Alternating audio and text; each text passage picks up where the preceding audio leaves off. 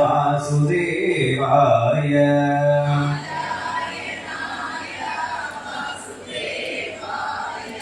ഓം നമോ ഭഗവതേ വാസുദേവായ.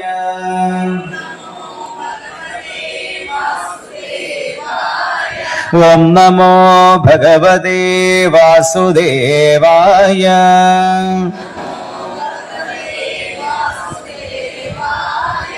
ഓം നമോ ഭഗവതേ നാരായണായ.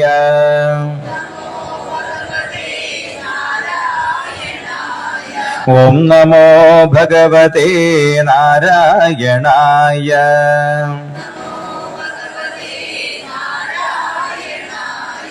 ഹരേ രാമ രാമ രാമ ഹരേ ഹരേ.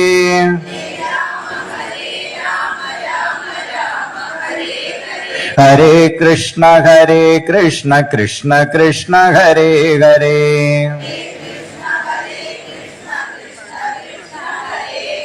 ഹരേ രാമ രാമ രാമ ഹരേ ഹരേ.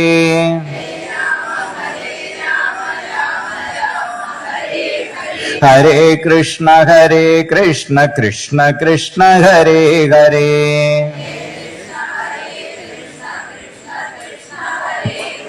ഹരേ രാമ രാമ ഹരേ ഹരേ.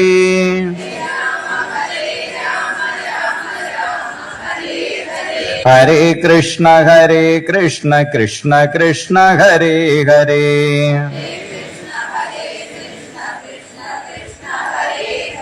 ഹരേ രാമ രാമ ഹരേ ഹരേ.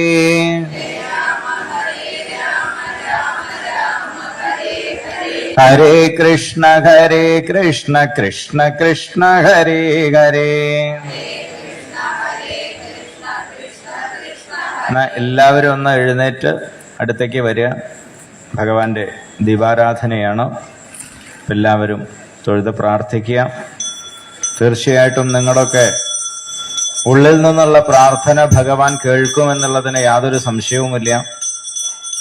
അതുകൊണ്ട് നിത്യസാന്നിധ്യം എവിടെയാണോ ഭാഗവതം പാരായണം ചെയ്യുന്നത് അവിടെ ഭഗവാന്റെ നിത്യസാന്നിധ്യമുണ്ടെന്നാണ് പറയുന്നത്. അതുകൊണ്ട് നന്നായി പ്രാർത്ഥിക്കുക.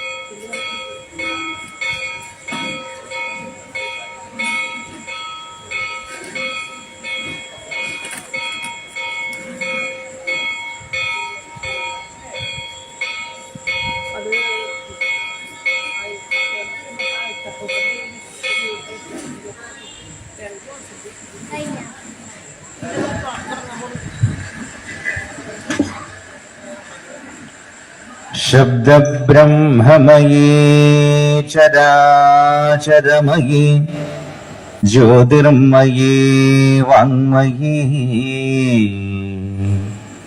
നിത്യാനന്ദമയീ നിരഞ്ജനമയീ തത്വമയീ ചിന്മയീ തത്വാതീതമയീ പരാത്പരമയീ മായാമയീ ശ്രീമയീ സർവൈശ്വര്യമയീ സദാശിവമയീ മാം പാഹി മീനാംബികേ.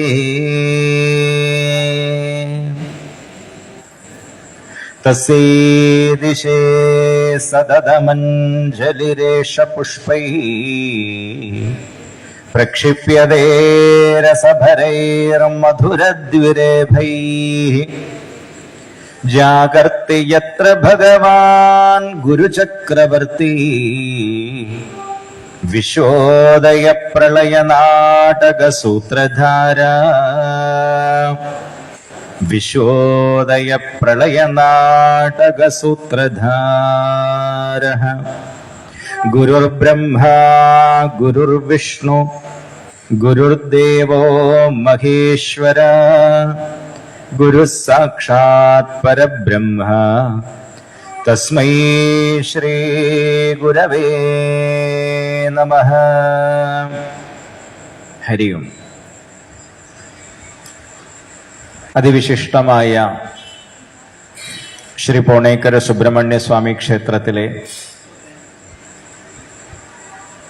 പരിഹാര കർമ്മങ്ങളുടെ ഭാഗമായ ഭാഗവത പാരായണത്തിലെ രംഗമാണ്, വേദിയാണുള്ളത്. ക്ഷേത്രത്തിന്റെ ചൈതന്യവർദ്ധനവിനും ആ ഗ്രാമവാസികളായ ഭക്തന്മാരുടെ ശ്രേയസ്സിനും വേണ്ടി ഇടയ്ക്കിടയ്ക്ക് ക്ഷേത്രത്തിൽ ഇതുപോലെ ദോഷനിവർത്തകങ്ങളായ കർമ്മങ്ങൾ ചെയ്യാറുണ്ട്. കാരണം എപ്പോഴും മുൻപ് അതിനുള്ള ദൃഷ്ടാന്തം പറഞ്ഞിട്ടുള്ളതാണ്.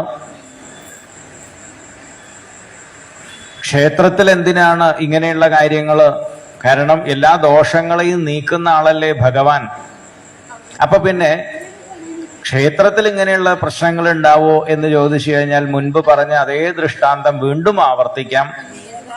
കാരണം മറവി എന്നുള്ളത് വേണ്ട കാര്യങ്ങളെ മറക്കുള്ളൂ കേട്ടോ, വേണ്ടാത്തത് നമ്മൾ മറക്കാറില്ല. അങ്ങനെ ഒരു ഗുണവും കൂടിയുണ്ട്.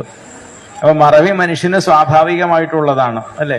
ആവശ്യമില്ലാത്ത കാര്യങ്ങളൊക്കെ ഓർമ്മയിലുണ്ടാവും. അങ്ങനെയാണ്. പണ്ട് നടന്ന എന്തോ സംഭവം പറഞ്ഞിട്ട് ഇന്നും നടക്കുന്നത് കാണാം. അന്ന് എന്നെ കണ്ടപ്പോ അങ്ങനെ പറഞ്ഞിട്ടുണ്ട് എന്ന് പറഞ്ഞ് ഇല്ലേ, വേണ്ട എത്രയോ കാര്യമുണ്ട്, അത് ഓർമ്മയിലും ഉണ്ടാവൂല. അത് സ്വാഭാവികമായിട്ടുള്ളത്, ആരും കുഴപ്പമില്ല. അത് എല്ലാ സ്ഥലത്തും അങ്ങനെയൊക്കെ തന്നെയാണ്.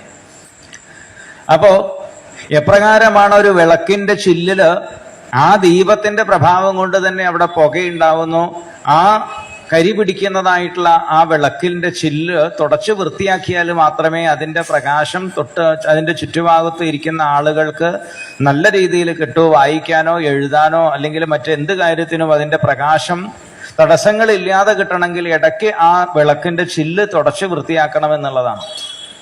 അതുപോലെയാണ് ആ ഭഗവാന്റെ ചൈതന്യം, ഭഗവാന്റെ ആ അനുഗ്രഹ ശക്തി പ്രാർത്ഥിക്കുന്നതായിട്ടുള്ള അല്ലെങ്കിൽ അതിന്റെ പരിസരവാസികളായിട്ടുള്ള ഗ്രാമവാസികളായിട്ടുള്ള നമുക്ക് വേണ്ട രീതിയിൽ അനുഭവവേദ്യമായി തീരണമെങ്കിൽ ആ യാതൊരു തടസ്സങ്ങളും ഇല്ലാതെ, ഉദാഹരണത്തിന് സൂര്യന്റെ പ്രകാശം വേണ്ട രീതിയിൽ ഉണ്ടെങ്കിൽ കൂടിയിട്ട് ഇടയ്ക്ക് കാർമേഘങ്ങളുടെ തടസ്സമുണ്ടാകുമ്പോൾ ആ സൂര്യപ്രകാശം നമുക്ക് ലഭ്യമാകാത്തതുപോലെ ആ ക്ഷേത്ര ചൈതന്യത്തെ ആശ്രയിച്ച് അവിടെ പല ദോഷങ്ങളും പലപ്പോഴും വരാറുണ്ട്.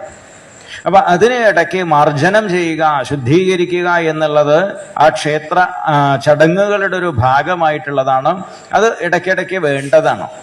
അപ്പൊ അതുപോലെയാണ് ഈ കാര്യങ്ങളൊക്കെ ചെയ്യുന്നത്. അപ്പൊ അതിലെല്ലാ ഭക്തജനങ്ങളും വളരെ ശ്രദ്ധയോടു കൂടിയിട്ട് പങ്കെടുക്കുക എന്നുള്ളത് അനിവാര്യമായിട്ടുള്ളൊരു കാര്യമാണ്. നമ്മുടെ കഴിവിനനുസരിച്ച്, നമ്മുടെ സമയത്തിനനുസരിച്ച് ചെറിയ രീതിയിലെങ്കിലും അതിൽ പങ്കെടുക്കുക. കാരണം ഭഗവാൻ പറഞ്ഞുവല്ലോ, നമ്മൾ നേരത്തെ പറഞ്ഞിട്ടുണ്ട്, കൃഷ്ണന്റെ കാര്യങ്ങൾ പറയുന്നതിന് വേണ്ടിയിട്ടെന്ന് ചോദിച്ചു കഴിഞ്ഞാൽ ഇതൊക്കെ മനസ്സിലാവാൻ വേണ്ടിയിട്ടാണേ. പലപ്പോഴും എങ്ങനെയെന്ന് വെച്ച് കഴിഞ്ഞാൽ നമുക്ക് ഇങ്ങനെയുള്ള കാര്യങ്ങളൊന്നും പറയുമ്പോൾ നമുക്ക് സമയം ഉണ്ടാവില്ല അല്ലേ. ഇവിടെ പരിപാടി നടക്കുന്നുണ്ട്, അതിലൊന്നും പങ്കെടുക്കണം, അയ്യോ എന്താ ഏട്ടാ ഒന്നും പറയണ്ട, സമയമില്ല അല്ലേ. ഒന്ന് വന്നു പൊക്കൂടെ, വേണമെന്ന് ആഗ്രഹണ്ടേ, സാധിക്കണ്ടേ. കുറെ കഴിയുമ്പോൾ ഭഗവാൻ അവസാനം നെഞ്ചത്തടിച്ച് വരുത്തും എന്നുള്ളതാണ്. അപ്പൊ അതിനുള്ള അവസ്ഥ വരുത്താതിരിക്കുക അല്ലെ, നല്ല രീതിയിൽ തന്നെ വരിക എന്നുള്ളതാണ്. കാരണം വല്ല ആപത്തും വരുമ്പോഴാണ് അപ്പം നമ്മൾ ഓടി വരിക എന്നുള്ളത്.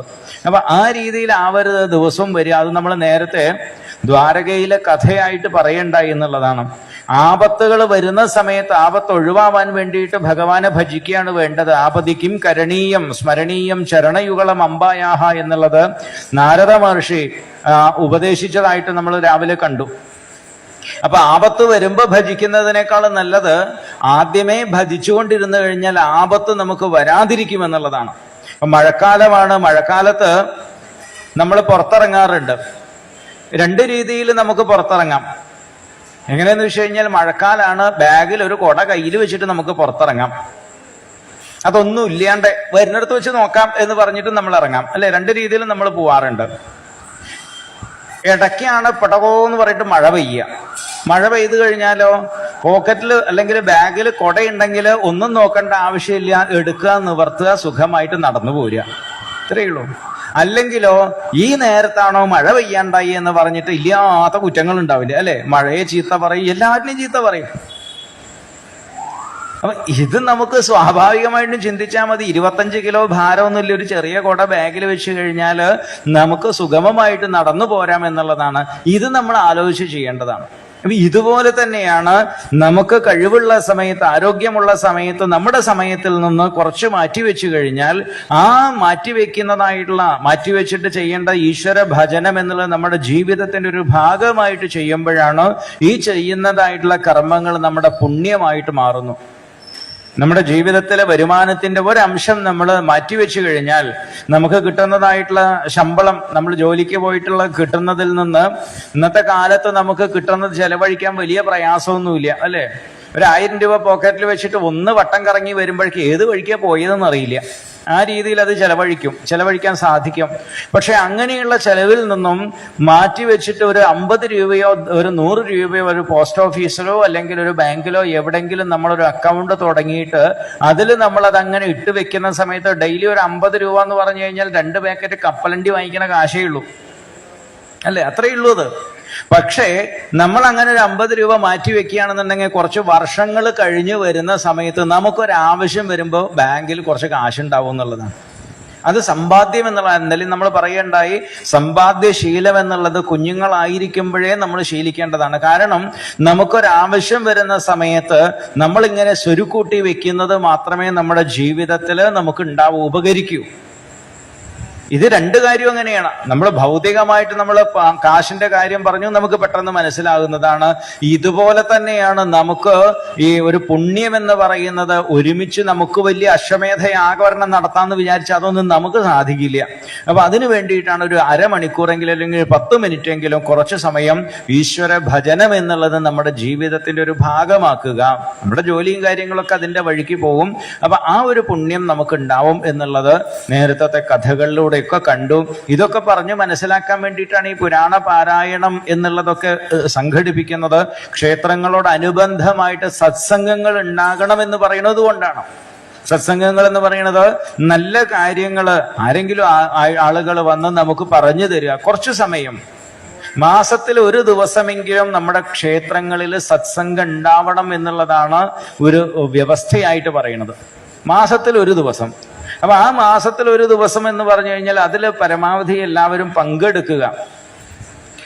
അത് നമുക്ക് ഹിന്ദു സമൂഹത്തിൽ മാത്രമാണ് ഇത് ഇല്ലാത്തതേ.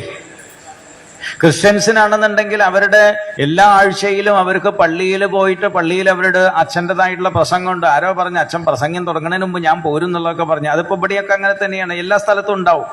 കാരണം അത് സ്വാഭാവികമാണ്. കാരണം ചിലപ്പോൾ ഈ പ്രഭാഷണമൊക്കെ കേട്ടിരിക്കുന്ന സമയത്ത് നമുക്കും നമ്മുടേതായിട്ടുള്ള മാനസികാവസ്ഥയൊക്കെ ഉണ്ടാവും, സ്വാഭാവികം. എന്നാലും മറ്റു വിഭാഗക്കാർക്ക് അവർക്ക് അവരുടെ പള്ളിയിലായിട്ടുള്ള കാര്യങ്ങളും അതുപോലെ തന്നെ മുസ്ലിങ്ങൾക്കാണെന്നുണ്ടെങ്കിൽ അവർക്കും അവരുടേതായിട്ടുള്ള കാര്യങ്ങളും മദ്രസയിലും മറ്റുള്ളതൊക്കെ ഉണ്ട്. പക്ഷെ ഇത്രയും വിശാലമായിട്ടുള്ള ശാസ്ത്ര സമ്പത്തുള്ളതായ പൈതൃക സാമ്രാജ്യം കയ്യിലുള്ളതായ നമുക്ക് ഇതിനൊന്നും സാധിക്കില്ല എന്നുള്ളതാണ്. അതാണ് പ്രത്യേകത. കാരണം നമ്മുടെ ഈ കാര്യങ്ങൾ ഒരുപാട് ആളുകൾ നമ്മളോട് പറഞ്ഞിട്ടും അല്ലെങ്കിൽ മറ്റു പല കാരണങ്ങളെ കൊണ്ടും നമ്മളിത് നോക്കാറുമില്ല, കേൾക്കാറുമില്ല എന്നുള്ളതാണ്. അപ്പൊ എന്തിനാണ് ഈ കാലഘട്ടത്തിൽ ഈ സത്സംഗങ്ങളുടെ ആവശ്യകത എന്നൊക്കെ മുമ്പ് പറഞ്ഞിട്ടുള്ളതാണ്. അത് വീണ്ടും ആവർത്തിക്കുന്നില്ല. ഇപ്പൊ വീണ്ടും നമുക്ക് ഇന്നത്തെ കുറച്ച് സമയമുള്ളൂ. ആ സമയത്ത് നമുക്ക് ഭാഗവതത്തിലൊരു കഥയിലേക്ക് കയറാം. കഥ എന്ന് പറഞ്ഞു കഴിഞ്ഞാൽ ഉച്ചയ്ക്ക് അതിന്റെ സൂചിപ്പിച്ചിട്ടുള്ളതാണ്. ഈ നാരദൻ വന്നിട്ട് ഭഗവാന്റെ ഗൃഹസ്ഥാശ്രമത്തെ ഒന്ന് കാണാൻ ശ്രമിക്കുന്നതാണ് കഥ. ഗൃഹസ്ഥാശ്രമം എന്നൊക്കെ പറഞ്ഞാൽ മനസ്സിലായല്ലോ അല്ലെ? കുടുംബം വേറെ ഒന്നുമില്ല, നമ്മൾ ജീവിക്കുന്നത് തന്നെ. ഇതിനെ കുറച്ച് ശാസ്ത്രീയമായിട്ടുള്ള ഭാഷയിൽ ഗൃഹസ്ഥാശ്രമം എന്ന് പറയും, അത്രയേ ഉള്ളൂ. മുൻപ് പറഞ്ഞിട്ടുണ്ട് എന്താണ് ഗൃഹസ്ഥാശ്രമം എന്നുള്ളതിന്റെ കാര്യങ്ങൾ. അപ്പോ നാരദ മഹർഷിക്ക് ഒരു അത്ഭുതം വേറെ ഒന്നുമല്ല. 16,008 വിവാഹമാണ് കൃഷ്ണൻ നടത്തിയിട്ടുള്ളത് അല്ലേ? അത് മുമ്പ് പറഞ്ഞു, എന്താണെന്നുള്ളത് പറഞ്ഞു. 16,008 സ്ഥലത്തും ആ വ്യത്യാസം പറയുന്നുണ്ട്. അതിൽ വളരെ മനോഹരമായിട്ട് പറയുന്നുണ്ട്. ഏകസ്മിൻ മുഹൂർത്തെ എന്നാണ് പറയുന്നത്. ഒരേ സമയത്ത് ആ 16,008 കന്യകമാരെ വിവാഹം കഴിക്കുന്ന ഒരു പോയിന്റ് കൂടി പറഞ്ഞിട്ട് വരാം. അപ്പൊ ഭഗവാൻ ഈ നരകാസുരനെ വധിക്കുകയാണല്ലോ ചെയ്തത്.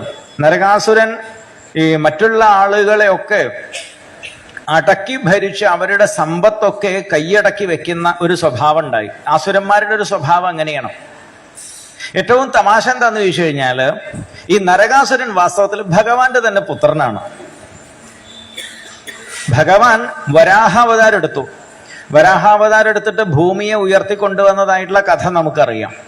ആ വരാഹ അവതാരത്തില് ഭൂമി ദേവിയിൽ ഉണ്ടായിട്ടുള്ള പുത്രനാണ് നരകാസുരൻ.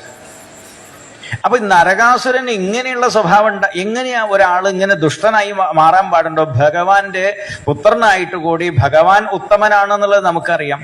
അങ്ങനെ ഭഗവാന്റെ പുത്രനായിട്ടുള്ള നരകൻ പിന്നെ ഇങ്ങനെയാണ് നരകാസുരനായി മാറിയത് എന്നുള്ള ഒരു ചോദ്യം അവിടെ വരികയാണ്. അവിടെയാണ് പറയുന്നത് സംസർജയാ ദോഷഗുണാ ഭവന്തി. നമ്മൾ ഏത് തരത്തിലുള്ള ആളുകളുമായിട്ടാണോ കൂട്ടുകൂടുന്നത് അവരുടെ സ്വഭാവം ക്രമേണ നമ്മളിലേക്ക് വരാൻ സാധ്യതയുണ്ട്. അതാണ് ഒരു പ്രത്യേകത. ഈ സംസർഗത്തിനനുസരിച്ചിട്ടാണ് നല്ല ശീലങ്ങളും മോശമായിട്ടുള്ള ശീലങ്ങളും പഠിക്കുന്നത്. നമ്മുടെ ഉദാഹരണത്തിന് നോക്കിക്കഴിഞ്ഞാൽ, ജനിച്ചു വരുന്ന ഒരു കുട്ടി ജനിച്ചു വന്നു. 1 വയസ്സ് 2 വയസ്സ് ആ പ്രായം 2-2.5 വയസ്സ് വരെയുള്ള ഒരു കുട്ടി. എന്തെങ്കിലും ദുശീലങ്ങൾ ആ കുട്ടിക്കുണ്ടോ? എന്തെങ്കിലും ദുശീലങ്ങളുണ്ടോ? ആകെ വിരല് വായിലിടുക തുടങ്ങിയിട്ടുള്ള ശീലങ്ങൾ മാത്രമേ ഉണ്ടാവുള്ളൂ, വേറൊന്നും ഉണ്ടാവില്ല. ഒരു 18-25 വയസ്സാവുമ്പോഴേക്ക് എന്തെല്ലാം പഠിക്കുന്നുണ്ട്?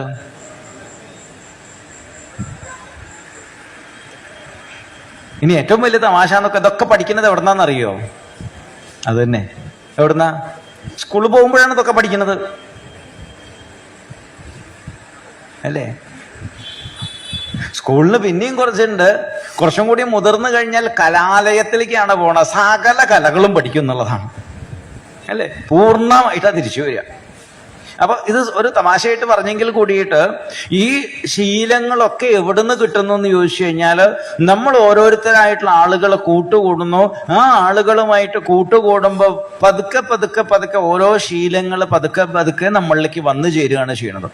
അത് നല്ല ശീലങ്ങളാവാം, മോശമായിട്ടുള്ള ശീലങ്ങളാവാം. അത് എന്തിന് ഡിപ്പെൻഡ് ചെയ്യുന്ന ചോദിച്ചു കഴിഞ്ഞാല്, നമ്മൾ ഏത് തരത്തിലുള്ള ആളുകളുമായിട്ടാണോ ഫ്രണ്ട്ഷിപ്പ് വെക്കുന്നത്, കൂട്ടുകൂടുന്നത്, അതിനനുസരിച്ചിട്ടാണ് നമുക്ക് ഉണ്ടാവുക. അപ്പൊ നല്ല ആളുകളുമായിട്ടാണ് കൂട്ടുകൂടുന്നതെന്നുണ്ടെങ്കിൽ നല്ല കാര്യങ്ങളിലേക്ക് നമ്മളെ പ്രേരിപ്പിക്കും, നമുക്ക് അവിടെ പോവാം. അങ്ങനെയാണ് പലപ്പോഴും ഈ ആളുകളൊക്കെ സപ്താഹത്തിനൊക്കെ വരുന്നത്. പലപ്പോഴും നമ്മൾ നോക്കിയാൽ അറിയാം, ആദ്യമായിട്ട് വരുന്ന ആളുകളൊക്കെ ഉണ്ട്. അപ്പോഴാണ് വെറുതെ ഫ്രീ ആണെന്ന് ഒരു കാര്യം ചെയ്യാം, കൂട്ടുകാരുണ്ട്, എടാ നമുക്ക് അവിടെ നിന്ന് പോയാൽ അമ്പലത്തിൽ എന്തോ പരിപാടി ഉണ്ട്, അത്ര നമുക്ക് ഉച്ചയ്ക്ക് ഊണും കിട്ടും, പോയി നോക്കിയാലോ, എന്നാ പോയി നോക്കാം. ആദ്യമായിട്ട് വരുന്ന ആളുകൾ അങ്ങനെയാണ്. അങ്ങനെ വരുന്നു, സംഗതി ഒരു പിടിയില്ല. രാമായണം അല്ലെങ്കിൽ ഭാഗവതം കറുത്തിട്ടാണോ വെളുത്തിട്ടാണോ എന്ന് അറിയാത്ത ആളാണ് വരുന്നത്. നമ്മളൊക്കെ ഇങ്ങനെയൊക്കെ പോയി തുടങ്ങണതാണേ. അവിടെ വന്നിരുന്നു, സംഗതി ഇരുന്ന് നോക്കുന്ന സമയത്ത് എന്തൊക്കെയോ പറയുന്നുണ്ട്, കൊള്ളാല സംഗതി, കുഴപ്പമില്ല കേട്ടോ സംഗതി. ഉച്ചയ്ക്ക് ഊണുണ്ട്, എന്തൊക്കെയോ കഥ കേൾക്കണമുണ്ട്, സംഗതി ചെലവ് വേറെ ഒന്നുമില്ല, നമുക്ക് നാളെയും വന്നാലോ. ഇങ്ങനെയാണ് ഓരോന്നും തുടങ്ങുക. അപ്പൊ ഇതും ഒരു തുടക്കം ഒരു കൂട്ടുകെട്ടിൽ നിന്നാണ് തുടങ്ങുന്നത്. മോശമായിട്ടുള്ള കാര്യങ്ങളും അങ്ങനെയാണ് തുടങ്ങുന്നത്. അപ്പൊ ഈ നരകാസുരൻ ഭഗവാന്റെ പുത്രനാണെങ്കിൽ കൂടിയിട്ട് ആ കാലത്ത് ഉണ്ടായിരുന്നിട്ടുള്ള ദുഷ്ടന്മാരായിട്ടുള്ള ആളുകളുമായിട്ട് ക്രമേണ കൂട്ടുവന്നു. അതിന്റെ ഫലമായിട്ടോ ഈ നരകനും, വളരെ പൊതുവേ ഒരു നല്ല സ്വഭാവക്കാരനായിരുന്ന ആ നരകനും ക്രമേണ അവരുടെ കൂടെ കൂടിയിട്ട് മഹാദുഷിച്ചവനായി. അങ്ങനെയാണ് പിന്നീട് ഈ 16,000 രാജകുമാരിമാരെയൊക്കെ കൊണ്ടുപോയിട്ട് തടവിലാക്കുന്നതും, ഇന്ദ്രന്റെ അമ്മയുടെ അതിഥിയുടെ കുണ്ടലങ്ങൾ മോഷ്ടിക്കുന്നു, വരുണന്റെ വെൺകൊറ്റക്കുട കൊണ്ടുവരുന്നു, ഇതൊക്കെ മോഷ്ടിച്ചു കൊണ്ടുവന്ന് അല്ലെങ്കിൽ കീഴടക്കി കൊണ്ടുവരികയാണ്. അങ്ങനെയാണ് ഇന്ദ്രൻ പറഞ്ഞതിനനുസരിച്ച് പിന്നീട് ഭഗവാൻ സത്യഭാമയുടെ കൂടെ നരകാസുരനെ കൊല്ലാൻ വേണ്ടിയിട്ട് വരുന്നത്. നരകാസുരന്റെ കോട്ടയിലേക്ക് വരുന്ന സമയത്ത് പ്രാഗ്ജ്യോതിഷം എന്ന് പറഞ്ഞ കോട്ട എന്ന് പറഞ്ഞു കഴിഞ്ഞാൽ ഗംഭീരമായിട്ടുള്ള കോട്ടയാണ്.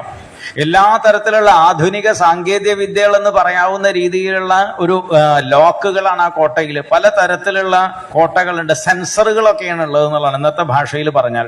അതൊക്കെ തകർത്തിട്ടാണ് പിന്നീട് അവസാനം നരകാസുരനെ വധിക്കുന്നു. നരകാസുരനെ വധിച്ചതിന് ശേഷം ഭഗവാൻ ജയിലിലുണ്ടായിരുന്ന ഈ രാജകുമാരിമാരെയൊക്കെ അവിടുന്ന് പുറത്തേക്ക് കൊണ്ടുവന്ന് മോചിപ്പിച്ചു. എന്നിട്ട് അവര് വേണ്ട രീതിയിൽ അവർക്ക് നല്ല വസ്ത്രങ്ങളും അവരുടെ അലങ്കാരങ്ങളൊക്കെ ചെയ്തിട്ട് ഭഗവാൻ അവരോട് പറയുന്നുണ്ട്, ഒരു കാര്യം ചെയ്യൂ, നിങ്ങളൊക്കെ നിങ്ങളുടെ രാജ്യത്തേക്ക് പൊക്കോളൂ, നിങ്ങൾ ഈ നരകന്റെ തടവിലായിരുന്നു ഇത്രയും കാലം, നിങ്ങൾക്ക് നിങ്ങളുടെ രാജ്യത്തേക്ക് പോകാനുള്ള എല്ലാ വ്യവസ്ഥയും ചെയ്തു തരാം എന്ന് പറഞ്ഞ് അതിന് വേണ്ട വ്യവസ്ഥകളൊക്കെ ചെയ്തു കൊടുത്തു. പക്ഷെ അപ്പൊ ഈ രാജകുമാരിമാര് പറയുന്ന ഒരു കാരണം, ഈ ഭഗവാൻ 16,000 വിവാഹം കഴിക്കാനുണ്ടായ ഒരു റീസൺ ആണ് പറഞ്ഞു വരുന്നത്. അപ്പൊ അവരെല്ലാവരും കൂടി വന്ന് പറഞ്ഞു, ഭഗവാനെ, ഞങ്ങൾ ഞങ്ങളുടെ രാജ്യത്തേക്ക് തിരിച്ചു പോകാൻ ആഗ്രഹിക്കുന്നില്ല എന്നുള്ളതാണ് അവരുടെ ആവശ്യം, അല്ലെങ്കിൽ അവർ പറയുന്നത്. അപ്പൊ ചോദിച്ചു എന്താണത് കാരണം എന്ന് ചോദിക്കുകയാണ്. അപ്പൊ പറയാണ്, ഞങ്ങൾ രാജകുമാരിമാരാണ്, ഇത്രയും കാലമായിട്ട് നരകാസുരനെ പോലെയുള്ള മഹാക്രൂരനും ദുഷ്ടനും തെമ്മാടിയുമായിട്ട് ഒരാളുടെ തടവിലാണ് ഞങ്ങൾ ഇത്രയും കാലം കിടന്നത്. ഞങ്ങൾ ഇവിടുന്ന് ഇനി ഞങ്ങളുടെ നാട്ടിലേക്ക് തിരിച്ചു പോയി കഴിഞ്ഞാൽ ഞങ്ങൾക്ക് എന്നും ഒരു ചീത്തപ്പേര് ബാക്കിയുണ്ടാവും, അല്ലേ? ഒരു ദുഷ്ടനായിട്ടുള്ള ഒരാളുടെ തടവിൽ കിടക്കുകയുണ്ടായത്, ആ തടവിൽ കിടന്നതായിട്ടുള്ള ഞങ്ങളെ ആരാണ് ഒരു നല്ല വ്യക്തിയായിട്ട് കണക്കാക്കുക? പരമപരിശുദ്ധയായിട്ടുള്ള ശ്രീരാമന്റെ പത്നിയായിട്ടുള്ള സീതാദേവി രാവണന്റെ ലങ്കയിൽ തടവിലിരുന്നിട്ട് പോലും സീതാദേവിക്കെതിരെ ആക്ഷേപം ഉന്നയിച്ചിട്ടുണ്ട്. അപ്പൊ പിന്നെ ഞങ്ങളെ കുറിച്ചിട്ടൊക്കെ പറയാതിരിക്കുവോ? അപ്പൊ സ്വന്തം നാട്ടില് മറ്റുള്ളവരുടെ മുമ്പില് അപമാനത്തോടു കൂടി ജീവിക്കുക എന്ന് പറഞ്ഞു കഴിഞ്ഞാൽ ഇതിലും മോശമായിട്ടുള്ള ഒരു കാര്യം എന്താണുള്ളത്? സ്വന്തം ആത്മാഭിമാനം പണയം വെച്ച് ജീവിക്കുക, അല്ലെങ്കിൽ മറ്റുള്ളവരുടെ അധിക്ഷേപത്തിന് ഇടയായിട്ട് ആത്മാഭിമാനം ഇല്ലാതെ ജീവിക്കുക എന്ന് പറഞ്ഞു കഴിഞ്ഞാൽ അതിലും ഭേദം മരിക്കുന്നതാണ്. ഇനിയിപ്പോ ഒന്നാമത് യോഗ്യരായിട്ടുള്ള ആരും ഞങ്ങളെ വിവാഹം കഴിക്കില്ല. ഇനി ആരെങ്കിലുമൊക്കെ എന്തെങ്കിലും കാരണവശാൽ ഞങ്ങളെ വിവാഹം കഴിച്ചു കഴിഞ്ഞാലും എന്തെങ്കിലും ഒരു അഭിപ്രായ വ്യത്യാസം, ഒന്നോ രണ്ടോ വാക്കുകൾ ഉണ്ടാകുന്ന സമയത്ത് പറയും, നീ അത്ര വലിയ ശീലാവധി ഒന്നും ചമയണ്ട, നീ നരകാസുരന്റെ തടവിലല്ലേ കടന്നിരുന്നത് എന്ന് പറയും. സ്വാഭാവികമായിട്ടുള്ളൊരു കാര്യമാണ്. അതുകൊണ്ട് അത് കേൾക്കാൻ ഞങ്ങൾ തയ്യാറല്ല. കാരണം നരകാസുരന്റെ തടവിൽ കിടന്ന് ഒരുപാട് പീഡനങ്ങൾ ഞങ്ങൾ അനുഭവിച്ചതാണ്. അതുകൊണ്ട് തന്നെ ജീവിതത്തിൽ വലിയ പ്രതീക്ഷയൊന്നുമില്ല. ഇപ്പൊ ഞങ്ങളെ സംബന്ധിച്ച് ഞങ്ങളുടെ മുമ്പിൽ ഒരേ ഒരു ഓപ്ഷൻ മാത്രമേ ഉള്ളൂ. 2 ഓപ്ഷനാണ് ഉള്ളത്. ഒന്നുകില് ഞങ്ങളെ അങ്ങ് ദ്വാരകയിലേക്ക് കൊണ്ടുപോവുക. കാരണം ദ്വാരകയിൽ ഞങ്ങളെ ആരും അറിയില്ല, അവിടെ ഒരു സാധാരണക്കാരായിട്ട് വേണമെങ്കിലും ഞങ്ങൾക്ക് ജീവിക്കാം. അപ്പൊ ദ്വാരകയിൽ കൊണ്ടുപോയാൽ ഞങ്ങൾ അവിടെ ജീവിക്കാം. അല്ലാന്നുണ്ടെങ്കിലോ ഞങ്ങൾ മരണമാണ് തെരഞ്ഞെടുക്കുന്നത്. ഇതിൽ ഏതാണെങ്കിലും കുഴപ്പമൊന്നുമില്ല. കാരണം രണ്ടും ഞങ്ങളുടെ ജീവിതത്തിന്റെ ആ പ്രതീക്ഷകളൊക്കെ നഷ്ടപ്പെട്ടിട്ടുള്ളതാണ്. അങ്ങേക്ക് ഞങ്ങൾ ജീവിക്കണമെന്ന് ആഗ്രഹം ഉണ്ടെന്നുണ്ടെങ്കിൽ, ഞങ്ങളെ രക്ഷിക്കാൻ ആഗ്രഹിക്കുന്നുണ്ടെന്നുണ്ടെങ്കിൽ ദ്വാരകയിലേക്ക് കൊണ്ടുപോവുക. അല്ലെങ്കിൽ ഞങ്ങളെ ഉപേക്ഷിച്ചോളോ, കുഴപ്പമില്ല. ഞങ്ങൾ എന്താണെങ്കിലും ഞങ്ങളുടെ രാജ്യത്തേക്ക് തിരിച്ചു പോവില്ല, ഞങ്ങൾ മരണത്തിന്റെ വഴി തെരഞ്ഞെടുക്കാം എന്നുള്ളതാണ്. അപ്പൊ അവരുടെ ആ ദൃഢമായിട്ടുള്ള വാക്കുകൾ കേട്ടതായിട്ടുള്ള കൃഷ്ണന് മുമ്പിൽ വേറെ വഴിയൊന്നുമില്ല. അപ്പൊ പറയും, നിങ്ങൾ മരിക്കൊന്നും വേണ്ട, നിങ്ങൾ എല്ലാവരും ദ്വാരകയിലേക്ക് വന്നോളൂ എന്ന് പറയുക. അങ്ങനെയാണ് ഭഗവാൻ ഈ 16,000 പേരെ ദ്വാരകയിലേക്ക് കൊണ്ടുപോകുന്നത്. എന്നിട്ട് ഒരേ മുഹൂർത്തത്തിൽ ഇവരെ വിവാഹം കഴിച്ചു എന്ന് പറയുകയാണ്. അതിന് കഴിയുന്നുണ്ടെങ്കിൽ കുഴപ്പമില്ല. അങ്ങനെ 16,000 രൂപം എടുത്ത് ഭഗവാൻ വിവാഹം കഴിച്ചു എന്ന് പറയുന്നുണ്ട്. ഇനി അതിന് വേറൊരു കൺസെപ്റ്റ് എന്ന് പറഞ്ഞു കഴിഞ്ഞാല്, അതായത് പട്ടമഹിഷി എന്നുള്ളൊരു പദവി കൊടുത്തു എന്നുള്ളതാണ്. ദ്വാരകയിൽ പോയിട്ട് ഇവരൊക്കെ രാജകീയമായിട്ടുള്ള അല്ലെങ്കിൽ ഗവൺമെന്റിന്റെ ആളുകളാണ് എന്നുള്ള രീതിയിൽ, കാരണം മറ്റുള്ള ആളുകൾ അവരെ മോശമായിട്ടുള്ള ദൃഷ്ടിയിൽ കാണാനോ അവരോട് പെരുമാറാനോ ചെയ്യാത്ത രീതിയിൽ അവർക്ക് ഗവൺമെന്റിൻ്റെതായിട്ടുള്ള അല്ലെങ്കിൽ ദ്വാരകയിലുള്ള പ്രത്യേകമായിട്ടുള്ളൊരു പദവി കൊടുത്ത്, ഭഗവാന്റെ പത്നിമാരെന്നുള്ള രീതിയിലുള്ള ഒരു പദവി കൊടുത്ത് അവരെ പ്രത്യേകം സംരക്ഷിച്ചു എന്നുള്ള ആ ഒരു അർത്ഥത്തിലും പറയാറുണ്ട്. അങ്ങനെയാണ് ഈ 16,008 വിവാഹങ്ങൾ നടക്കുന്നത്. അതെന്താണ് അതിന്റെ ഒരു താത്വികമായിട്ടുള്ള വശം എന്നുള്ളത് നമ്മൾ മുമ്പേ പറഞ്ഞതാണ്. അങ്ങനെ ഈ 16,008 വിവാഹം കഴിച്ച് ജീവിക്കുന്നതായിട്ടുള്ള കൃഷ്ണനെ ഒന്ന് കാണാൻ വേണ്ടിയിട്ടാണ് നാരദ മഹർഷി വരുന്നത്. നാരദ മഹർഷി ഇത്തിരി കുസൃതിക്കാരനാണല്ലോ. അപ്പൊ ഒരു ദിവസം നേരെ രാവിലെ പുറപ്പെട്ടു. ഈ 16,008 സ്ഥലത്ത് കയറി ഇറങ്ങണമെങ്കിൽ സമയം കുറച്ച് പിടിക്കുവേ. അപ്പൊ രാവിലെ പുറപ്പെട്ടിട്ട് നേരെ ആദ്യം രുക്മിണിയുടെ കൊട്ടാരത്തിലാണ് ചെല്ലുന്നത്. രുക്മിണിയുടെ കൊട്ടാരത്തിൽ ചെന്ന സമയത്ത് ഭഗവാൻ അവിടെ രാവിലെ സന്ധ്യാവന്ദന കാര്യങ്ങൾ ചെയ്യണം. രാവിലെ കുളി കഴിഞ്ഞോ അങ്ങനെ ഒരു പരിപാടിയൊക്കെ ഉണ്ട്. രാവിലെ ഈ കട്ടൻ ചായ കുടിക്കലും ബിസ്ക്കറ്റ് കഴിക്കലും പത്രം വായനയും മാത്രമല്ല എന്നുള്ളതാണ്. അങ്ങനെ ഒരു കാര്യമുണ്ട്. രാവിലെ സന്ധ്യാവന്ദനം എന്ന് പറഞ്ഞിട്ടൊരു കാര്യമുണ്ട്. അതായത് ഗായത്രി മന്ത്രം ജപിക്കുക, അല്ലെങ്കിൽ എന്തെങ്കിലും ഒരു ഇഷ്ടദേവതയുടെ മന്ത്രം ജപിക്കുക എന്നുള്ളത് ഒരു കുറച്ചെങ്കിലും അങ്ങനെ ഒരു പരിപാടിയൊക്കെ ഉണ്ട്. പൊതുവെ നോക്കിക്കഴിഞ്ഞാൽ പണ്ട് ഞാനും പോയിട്ടുണ്ടായിരുന്നു ശബരിമലയ്ക്ക്. പിന്നെ അല്ലാതെ ഈ വ്രതമൊന്നും ഇല്ലാണ്ട് ഇടയ്ക്ക് പോകാറുണ്ട്. അപ്പൊ ഈ ശബരിമലയ്ക്ക് പോകുന്ന ആളുകളെ കുറിച്ച് നോക്കിയാൽ അറിയാം, മുമ്പൊക്കെ ഒരു 5 മണിക്കെങ്കിലും എണീക്കും എന്നുള്ളതാണ് അല്ലേ. 5 മണിക്ക് എണീക്കും, എന്നിട്ട് എവിടെയെങ്കിലുമൊക്കെ കുളിക്കാൻ പോകുമ്പോൾ ഒക്കെ എല്ലാവരും അയ്യപ്പന്മാരൊക്കെ കൂടിയിട്ട് കുളിക്കും. അങ്ങനെ അമ്പലത്തിലൊക്കെ പോയി വരുമ്പോഴേക്ക് ഏകദേശം ചായ കുടിക്കേണ്ട സമയമൊക്കെ ആയിട്ടുണ്ടാവും, കാര്യങ്ങളൊക്കെ ചെയ്യും. മാല അഴിച്ചു കഴിഞ്ഞാൽ പിന്നെ എത്ര മണിക്ക് എണീക്കുക? മാല അഴിക്കുക മീൻസ് ശബരിമല പോക്ക് കഴിഞ്ഞ് ഇതൊക്കെ മാറ്റിക്കഴിഞ്ഞാൽ ശങ്കരൻ തെങ്ങിന്റെ മുകളിൽ 6:30-7 മണിയാവും. അപ്പൊ ഞാനൊരാളോട് ഇതുപോലെ ചോദിച്ചു, എന്താ കാര്യം എന്ന് ചോദിച്ചു. സ്വാമി രാവിലെ എണീറ്റ് എന്ത് ചെയ്യാനാന്ന് ചോദിച്ചത്. ചോദിക്കുന്നത് ശരിയാണ് അല്ലേ. സംഗതി രാവിലെ എന്നും അമ്പലത്തിൽ പോകുന്നതൊന്നും നടക്കല്ല. രാവിലെ എണീക്കുക, ഒരു കട്ട ജോലിക്ക് പോവുക, ബാക്കിയുള്ള കാര്യങ്ങളൊക്കെ ഉണ്ട്. അപ്പൊ ഇതൊന്നും നടക്കൊന്നുമില്ല. പക്ഷേ എന്നാലും നമ്മൾ കുറച്ച് സമയം എന്തിനു വേണ്ടിയിട്ടെന്ന് ചോദിച്ചു കഴിഞ്ഞാൽ ഈ ചെയ്യുന്ന കാര്യങ്ങളൊക്കെ നമ്മുടെ ജീവിതത്തിൽ ഏറ്റവും പ്രധാനമായിട്ടുള്ള കാര്യങ്ങളാണ്. അതുകൊണ്ടാണ് അത് പറയുന്നത്. ഇപ്പൊ രാവിലെ എണീറ്റ് കുളി കഴിഞ്ഞ് ഒരു 10 മിനിറ്റെങ്കിലും കുറച്ച് വേറെ വലിയ നമുക്ക് അത് അറിയില്ല ഇതറിയില്ല ഒന്നും പേടിക്കേണ്ട ആവശ്യമില്ല. മുമ്പും പറഞ്ഞു, കുറച്ചു നേരം ആ പൂജാമുറി ഉണ്ടെന്നുണ്ടെങ്കിൽ രാവിലെ കുളി കഴിഞ്ഞാൽ, രാവിലെ ആണെങ്കിലും വൈകുന്നേരം ആണെങ്കിലും നമുക്ക് ഉണ്ടാവേണ്ട ചില ശീലങ്ങളെ കുറിച്ചിട്ട് വളരെ ഗംഭീരമായിട്ട് പറയുന്നുണ്ട്. കുളിച്ചു കഴിഞ്ഞാൽ ഒരു ഭസ്മം തൊടുക എന്നുള്ളൊരു ശീലം. എല്ലാവരും അങ്ങനെ ഉള്ളവരാണെന്നാണ് ഞാൻ വിചാരിക്കുന്നത്. നല്ലതെങ്കിലും വിചാരിക്കാലോ അല്ലെ.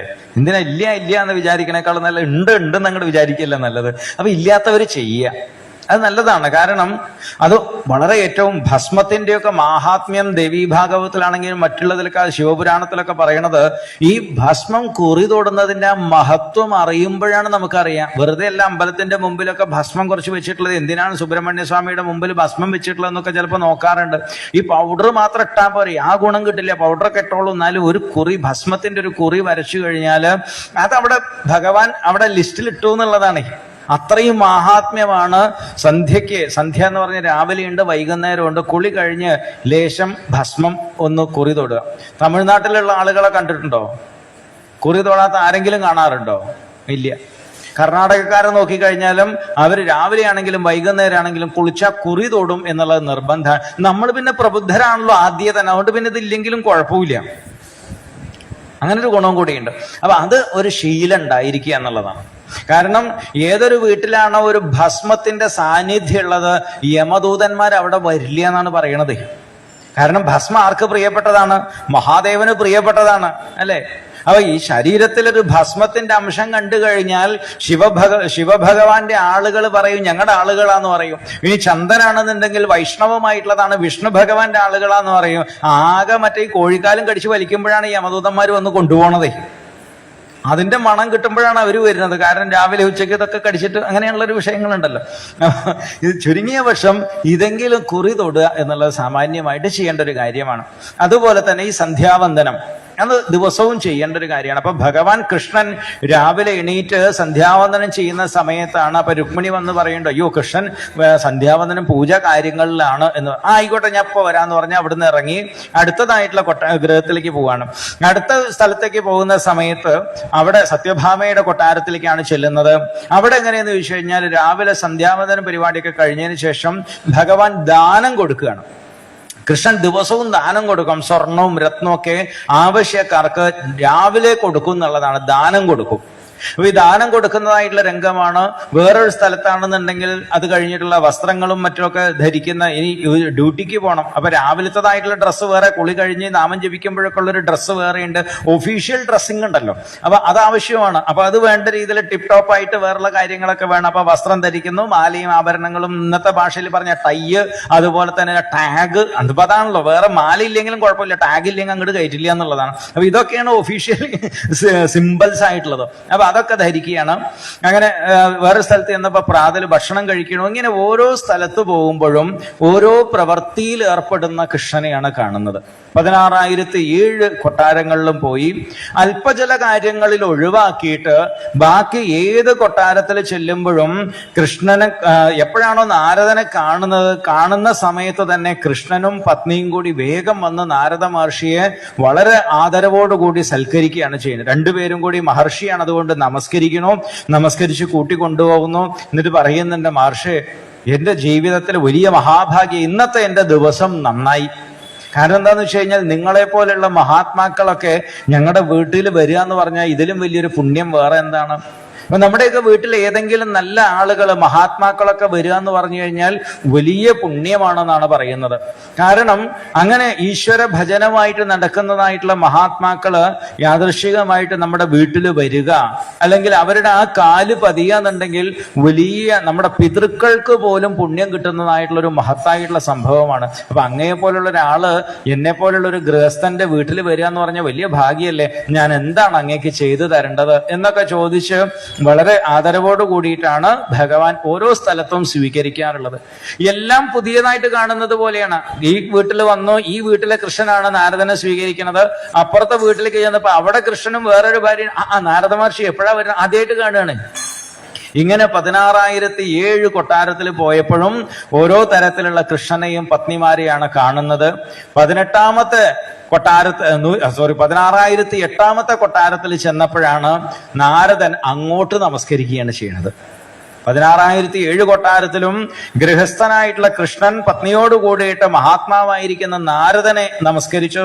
16,008 കൊട്ടാരത്തിൽ ചെന്ന സമയത്ത് നാരദൻ അങ്ങോട്ട് നമസ്കരിക്കുകയാണ്, ഭഗവാനെ അങ്ങയുടെ മായ എങ്ങനെയെന്നുള്ളത് ഒരു പിടി എനിക്ക് കിട്ടുന്നില്ല. കാരണം അങ്ങയുടെ മായ അല്ലെങ്കിൽ അങ്ങയുടെ ജീവിതത്തെ ഒന്ന് കണ്ട് മനസ്സിലാക്കാൻ വേണ്ടിയിട്ട് ഇറങ്ങി പുറപ്പെട്ടതാണ് ഞാൻ. പക്ഷെ എനിക്കിതൊന്നും മനസ്സിലാവുന്നില്ല ഭഗവാനെ. അങ്ങയുടെ ഈ മഹത്വവും അങ്ങയുടെ കഥകളും ഒക്കെ പാടി അങ്ങയുടെ നാമം ജപിച്ച് ജീവിതം ധന്യമാക്കാൻ അങ്ങ് അനുഗ്രഹിക്കണേ എന്നൊക്കെ പറഞ്ഞ് നാരദൻ ഭഗവാനോട് പ്രാർത്ഥിക്കുകയാണ് ചെയ്യുന്നത്. ആ സമയത്ത് ഭഗവാൻ പറയുന്നതായിട്ടുള്ളൊരു ഉപദേശമുണ്ട്. അത് ഗംഭീരമായിട്ടുള്ളതാണ്. ഭഗവാൻ ഇടയ്ക്കിടയ്ക്കൊക്കെ ഗംഭീരമായിട്ടുള്ള ചില സാധനങ്ങൾ പറയും. ബ്രഹ്മൻ ധർമ്മസ്യ വക്താഹം കർത്താ തദനുമോദിത എന്ന് പറയണം. ഹേ ബ്രഹ്മൻ എന്ന് പറഞ്ഞിട്ട് സംബോധന ചെയ്യണം. അതായത് അറിവുള്ളവരിൽ വെച്ച് ഏറ്റവും ശ്രേഷ്ഠനായിട്ടുള്ള, ബ്രഹ്മജ്ഞാനികളിൽ വെച്ച് ശ്രേഷ്ഠനായിട്ടുള്ള, ബ്രാഹ്മണ ശ്രേഷ്ഠനായിട്ടുള്ള നാരദ, ധർമ്മസ്യ വക്താഹം, ധർമ്മത്തെ കുറിച്ചിട്ട് പറയുന്ന ആളാണ് ഞാൻ. ധർമ്മം എന്താണ് എന്ന് സമൂഹത്തിന് പറഞ്ഞു കൊടുക്കുന്ന ആള് ഞാനാണ്. എന്നാൽ കർത്ത, ഈ ധർമ്മം എന്നുള്ളത് പറയാൻ വേണ്ടിയിട്ട് മാത്രല്ല. അപ്പൊ നമുക്കൊക്കെ പറ്റുന്ന ഒരു കാര്യം എന്ന് വെച്ച് കഴിഞ്ഞാല് നമ്മൾ ധർമ്മം പ്രസംഗിക്കുക മാത്രമായിട്ട് വരികയാണ്, നമ്മുടെ ജീവിതത്തിൽ അത് സംഭവിക്കുന്നില്ല എന്നുള്ളത്. അതാണ് ഏറ്റവും വലിയതായിട്ടുള്ളൊരു ഫാൾട്ട് സംഭവിക്കുന്നത്. ധർമ്മം എന്നുള്ളത് എപ്പോഴാണോ നമ്മുടെ ജീവിതത്തിൽ നമ്മൾ പ്രായോഗികമാക്കി കൊണ്ടുവരുന്നത്, സ്വല്പം അപ്യസ്യ ധർമ്മസ്യ ത്രായത്തെ മഹതോ ഭയ, മുഴുവനായിട്ടില്ലെങ്കിലും കുറേശെങ്കിലും നമുക്ക് ചെയ്യാൻ പറ്റിക്കഴിഞ്ഞാൽ അത് ചെയ്യുമ്പോഴാണ് നമുക്കതിന്റെ ലാഭം ഉണ്ടാവുന്നത്. സദ്യ കഴിക്കുന്നതിനെ കുറിച്ചിട്ട് നമുക്ക് പറയാം അല്ലേ? വിശക്കുന്ന സമയത്ത് എങ്ങനെയാണ് ഊണ് കഴിക്കേണ്ടത്, ഊണിന് എന്തെല്ലാം വിഭവങ്ങൾ ഉണ്ടാവണം, ഇത് ഗംഭീരമായിട്ട് മൈക്കിന്റെ മുമ്പിൽ ഇരുന്ന് പറഞ്ഞു കഴിഞ്ഞാലും വിശപ്പ് മാറില്ല അല്ലേ? അത് മാറണമെന്നുണ്ടെങ്കിൽ സദ്യ ഒന്നും ഇല്ലെങ്കിലും കഞ്ഞിയാണെങ്കിലും കുഴപ്പമില്ല, കഞ്ഞിയും ചമ്മന്തി ആണെങ്കിലും കുഴപ്പമില്ല, കഴിച്ചാലേ വിശപ്പ് മാറും. ഇതുപോലെ തന്നെ ധർമ്മം നമ്മൾ പ്രസംഗിച്ചത് കൊണ്ട് നമ്മുടെ ജീവിതത്തിൽ അത് ഉണ്ടാവില്ല. ധർമ്മം ആചരിക്കാണ്, നമ്മുടെ ജീവിതത്തിൽ ചെയ്യുമ്പോൾ മാത്രമേ നമുക്കത് പ്രയോജനം കിട്ടൂ എന്നുള്ളതാണ്. അസുഖം മാറണം എന്നുണ്ടെങ്കിൽ ഏറ്റവും വലിയ നല്ല പ്രശസ്തനായിട്ടുള്ള ഡോക്ടറെ പോയി കണ്ടു, കാര്യങ്ങളൊക്കെ പറഞ്ഞു.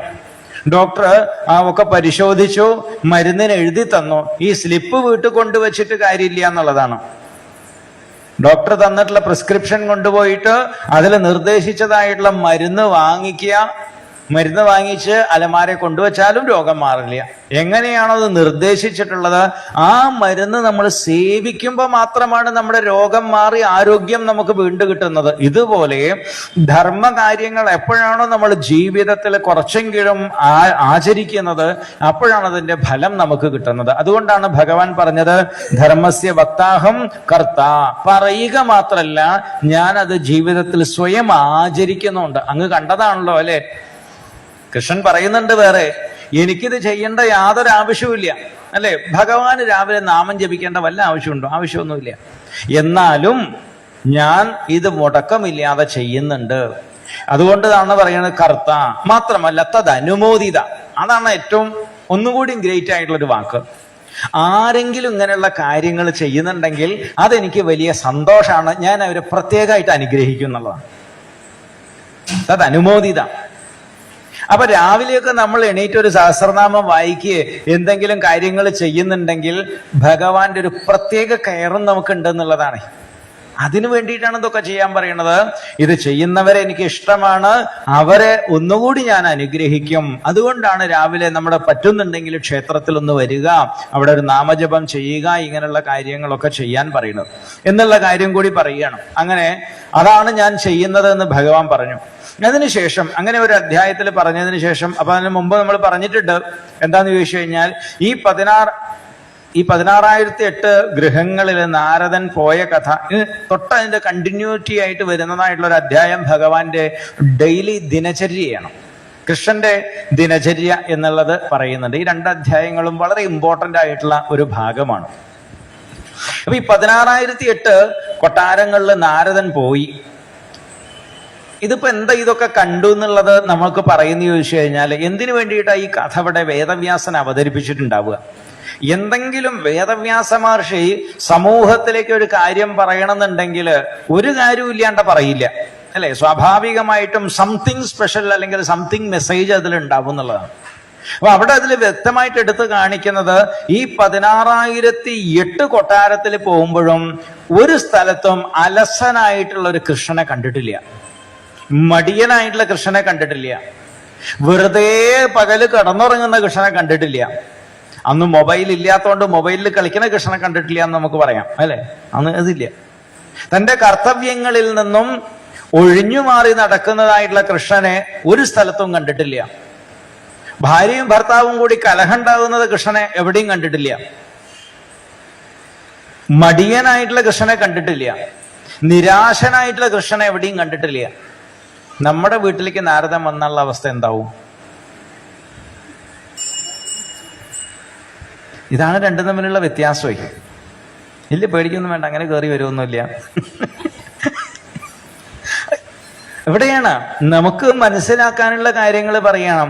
ഒരു ഗൃഹസ്ഥനായിട്ടുള്ള ഒരാളെ സംബന്ധിച്ച് ഉദ്യോഗിനം പുരുഷസിംഹം ഉപൈത് ലക്ഷ്മി എന്നാണ് പറയണത്.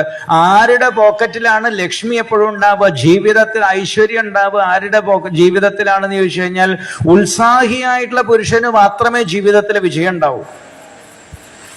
മടിയില്ലാതെ അധ്വാനിക്കാൻ തയ്യാറായിട്ടുള്ള ഒരു മനുഷ്യൻ. കാരണം മഹാഭാരതത്തിലെ സനൽ സുജാതീയം എന്ന് പറയുന്ന ഒരു ഭാഗമുണ്ട്. വളരെ ഗംഭീരമായിട്ടുള്ള ധൃതരാഷ്ട്രനും സനൽകുമാര മഹർഷിയും കൂടി, സനൽ സുജാത മഹർഷിയും കൂടി നടത്തുന്ന ഒരു സംഭാഷണമാണ്. അതിൽ പറയുന്നതായിട്ടുള്ള ഒരു കാര്യം എന്ന് പറയുന്നത്, ആലസ്യം പരമം രിപും എന്നാണ് പറയുന്നത്. മനുഷ്യന്റെ ഏറ്റവും വലിയ ശത്രു ആരാണെന്ന് ചോദിച്ചു കഴിഞ്ഞാൽ വേറെ ആരുമല്ല, നമ്മുടെ ഒക്കെ ഉള്ളിലുള്ള മടിയാണ്. അതാണ് നമ്മളെ നശിപ്പിക്കുന്നത്. ഈ ആലസ്യം പരമം രിപു, മനുഷ്യന്റെ ഏറ്റവും വലിയ ശത്രു എന്ന് പറഞ്ഞു കഴിഞ്ഞാൽ നമ്മുടെയൊക്കെ ഉള്ളിലുള്ള മടിയാണ്. എന്ന് പറഞ്ഞു കഴിഞ്ഞാൽ എന്തൊരു കാര്യമാണെങ്കിലും ഒന്ന് ആലോചിച്ച് നോക്കും, കുഴപ്പമില്ല പിന്നെ ആവട്ടെ അല്ലേ, അത് നാളെ ആവാം.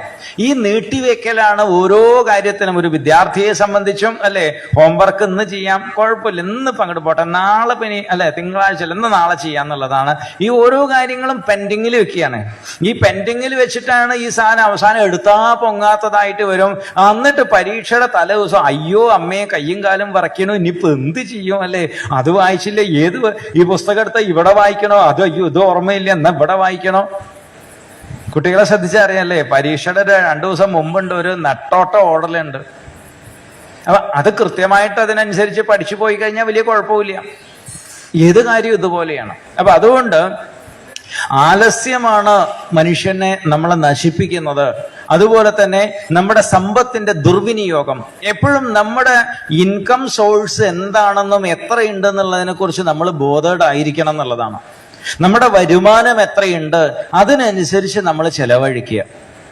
കാരണം വലിയൊരു ബാധ്യത വന്നു കഴിഞ്ഞാൽ നമുക്ക് ചിലപ്പോൾ താങ്ങാൻ പറ്റില്ല. ചാണക്യനീതിയിൽ, ചാണക്യസൂത്രങ്ങളിലൊക്കെ പറയുന്നതായിട്ടുള്ള കാര്യങ്ങൾ എന്ന് പറയുന്നത് 4 കാര്യങ്ങൾ വളരെയധികം ശ്രദ്ധിക്കണം എന്നുള്ളതാണ്. ജീവിതത്തിൽ 4 കാര്യങ്ങൾ വളരെയധികം ശ്രദ്ധിക്കണം. കാരണം അത് ശ്രദ്ധിച്ചില്ല എന്നുണ്ടെങ്കിൽ നമ്മുടെ അടിത്തറ ഇളക്കി കളയുന്നതായിട്ടുള്ള കാര്യങ്ങളാണ് എന്ന് പറയണം. അതിൽ ഒന്നാമത്തെ കാര്യമാണ് കടം എന്നുള്ളത്. ഒന്നാമത്തെ കാര്യമാണ് കടം.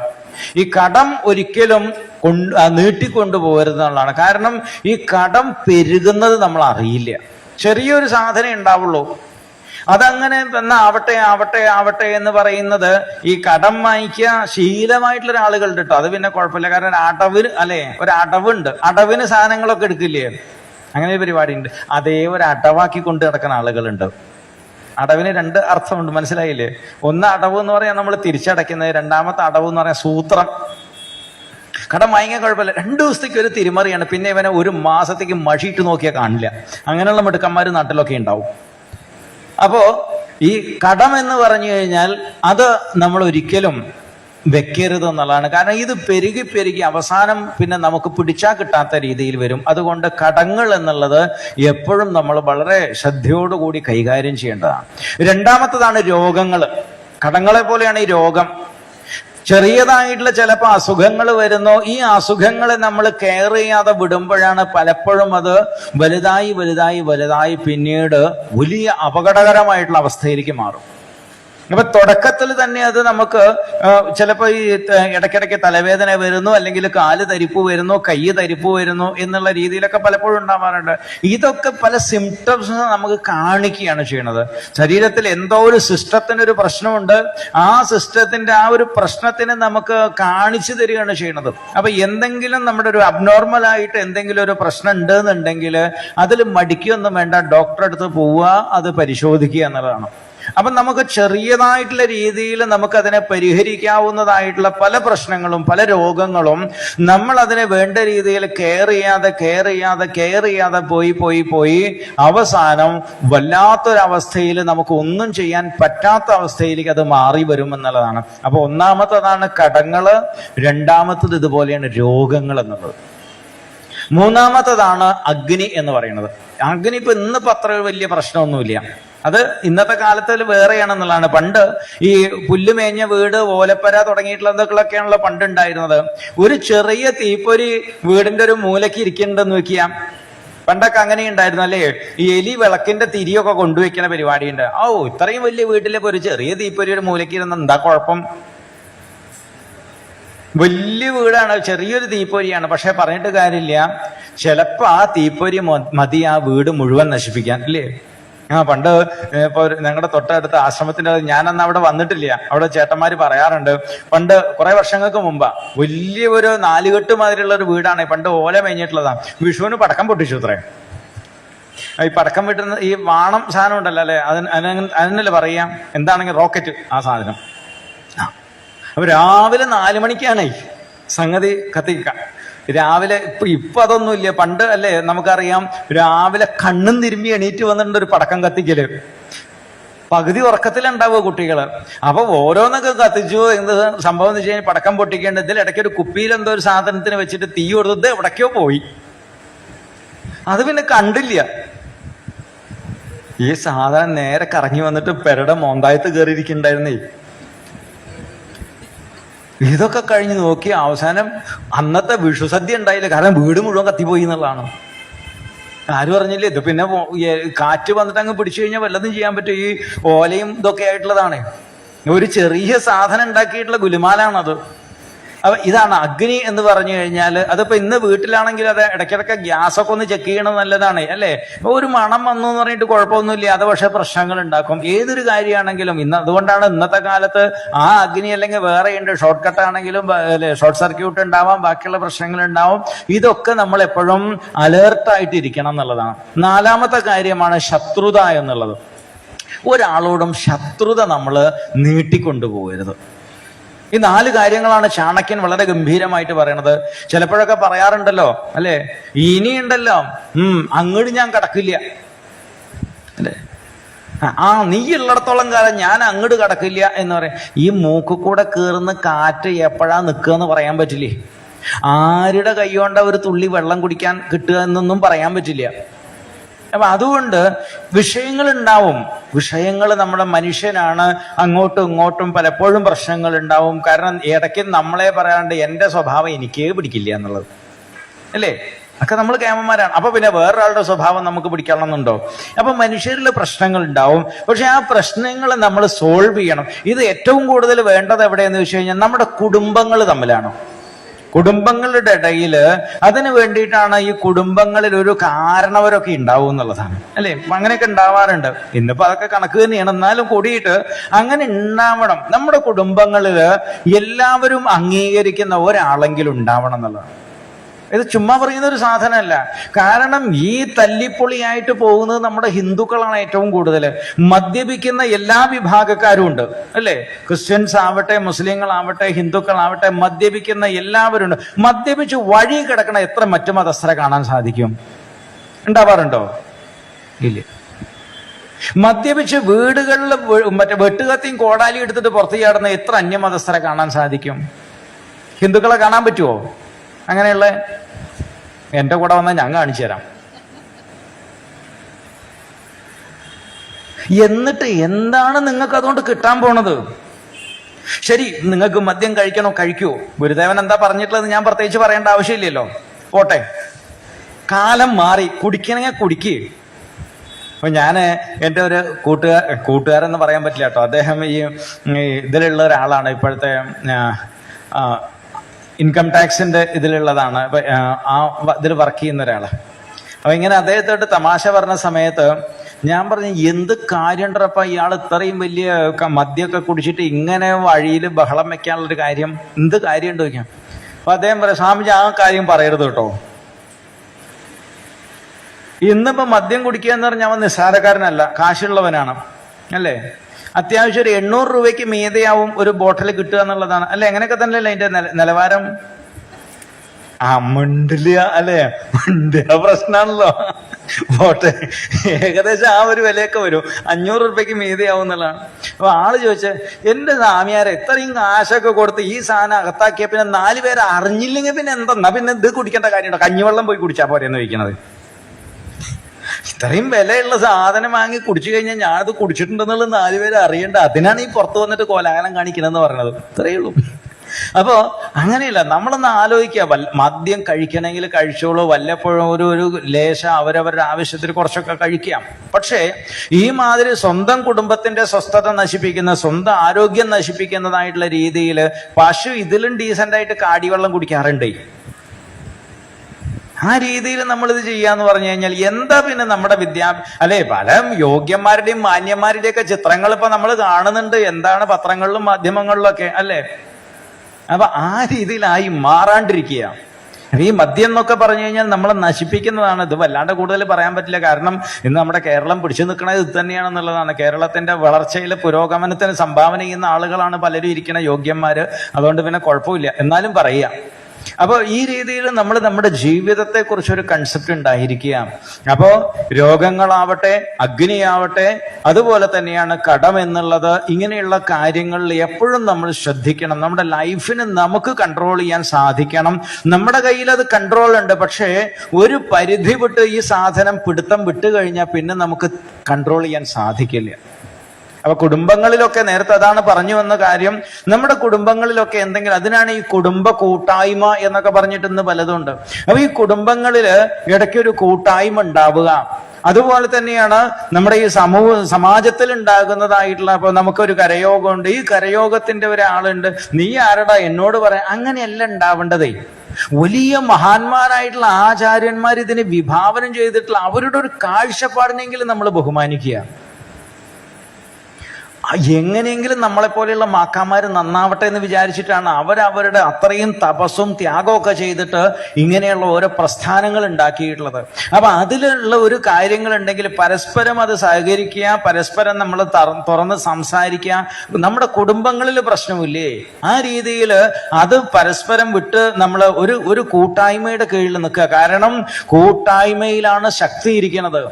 കാരണം അപ്പുറത്തെന്ന് പറഞ്ഞാൽ നമ്മളെ ഈ തമ്മ് തല്ലിച്ച്, പണ്ട് നമ്മൾ കുറുക്കന്റെ കഥ വായിച്ചിട്ടില്ലേ, ഇത് ഇന്നും സമൂഹത്തിൽ നടക്കുന്ന കാര്യങ്ങളാണ്.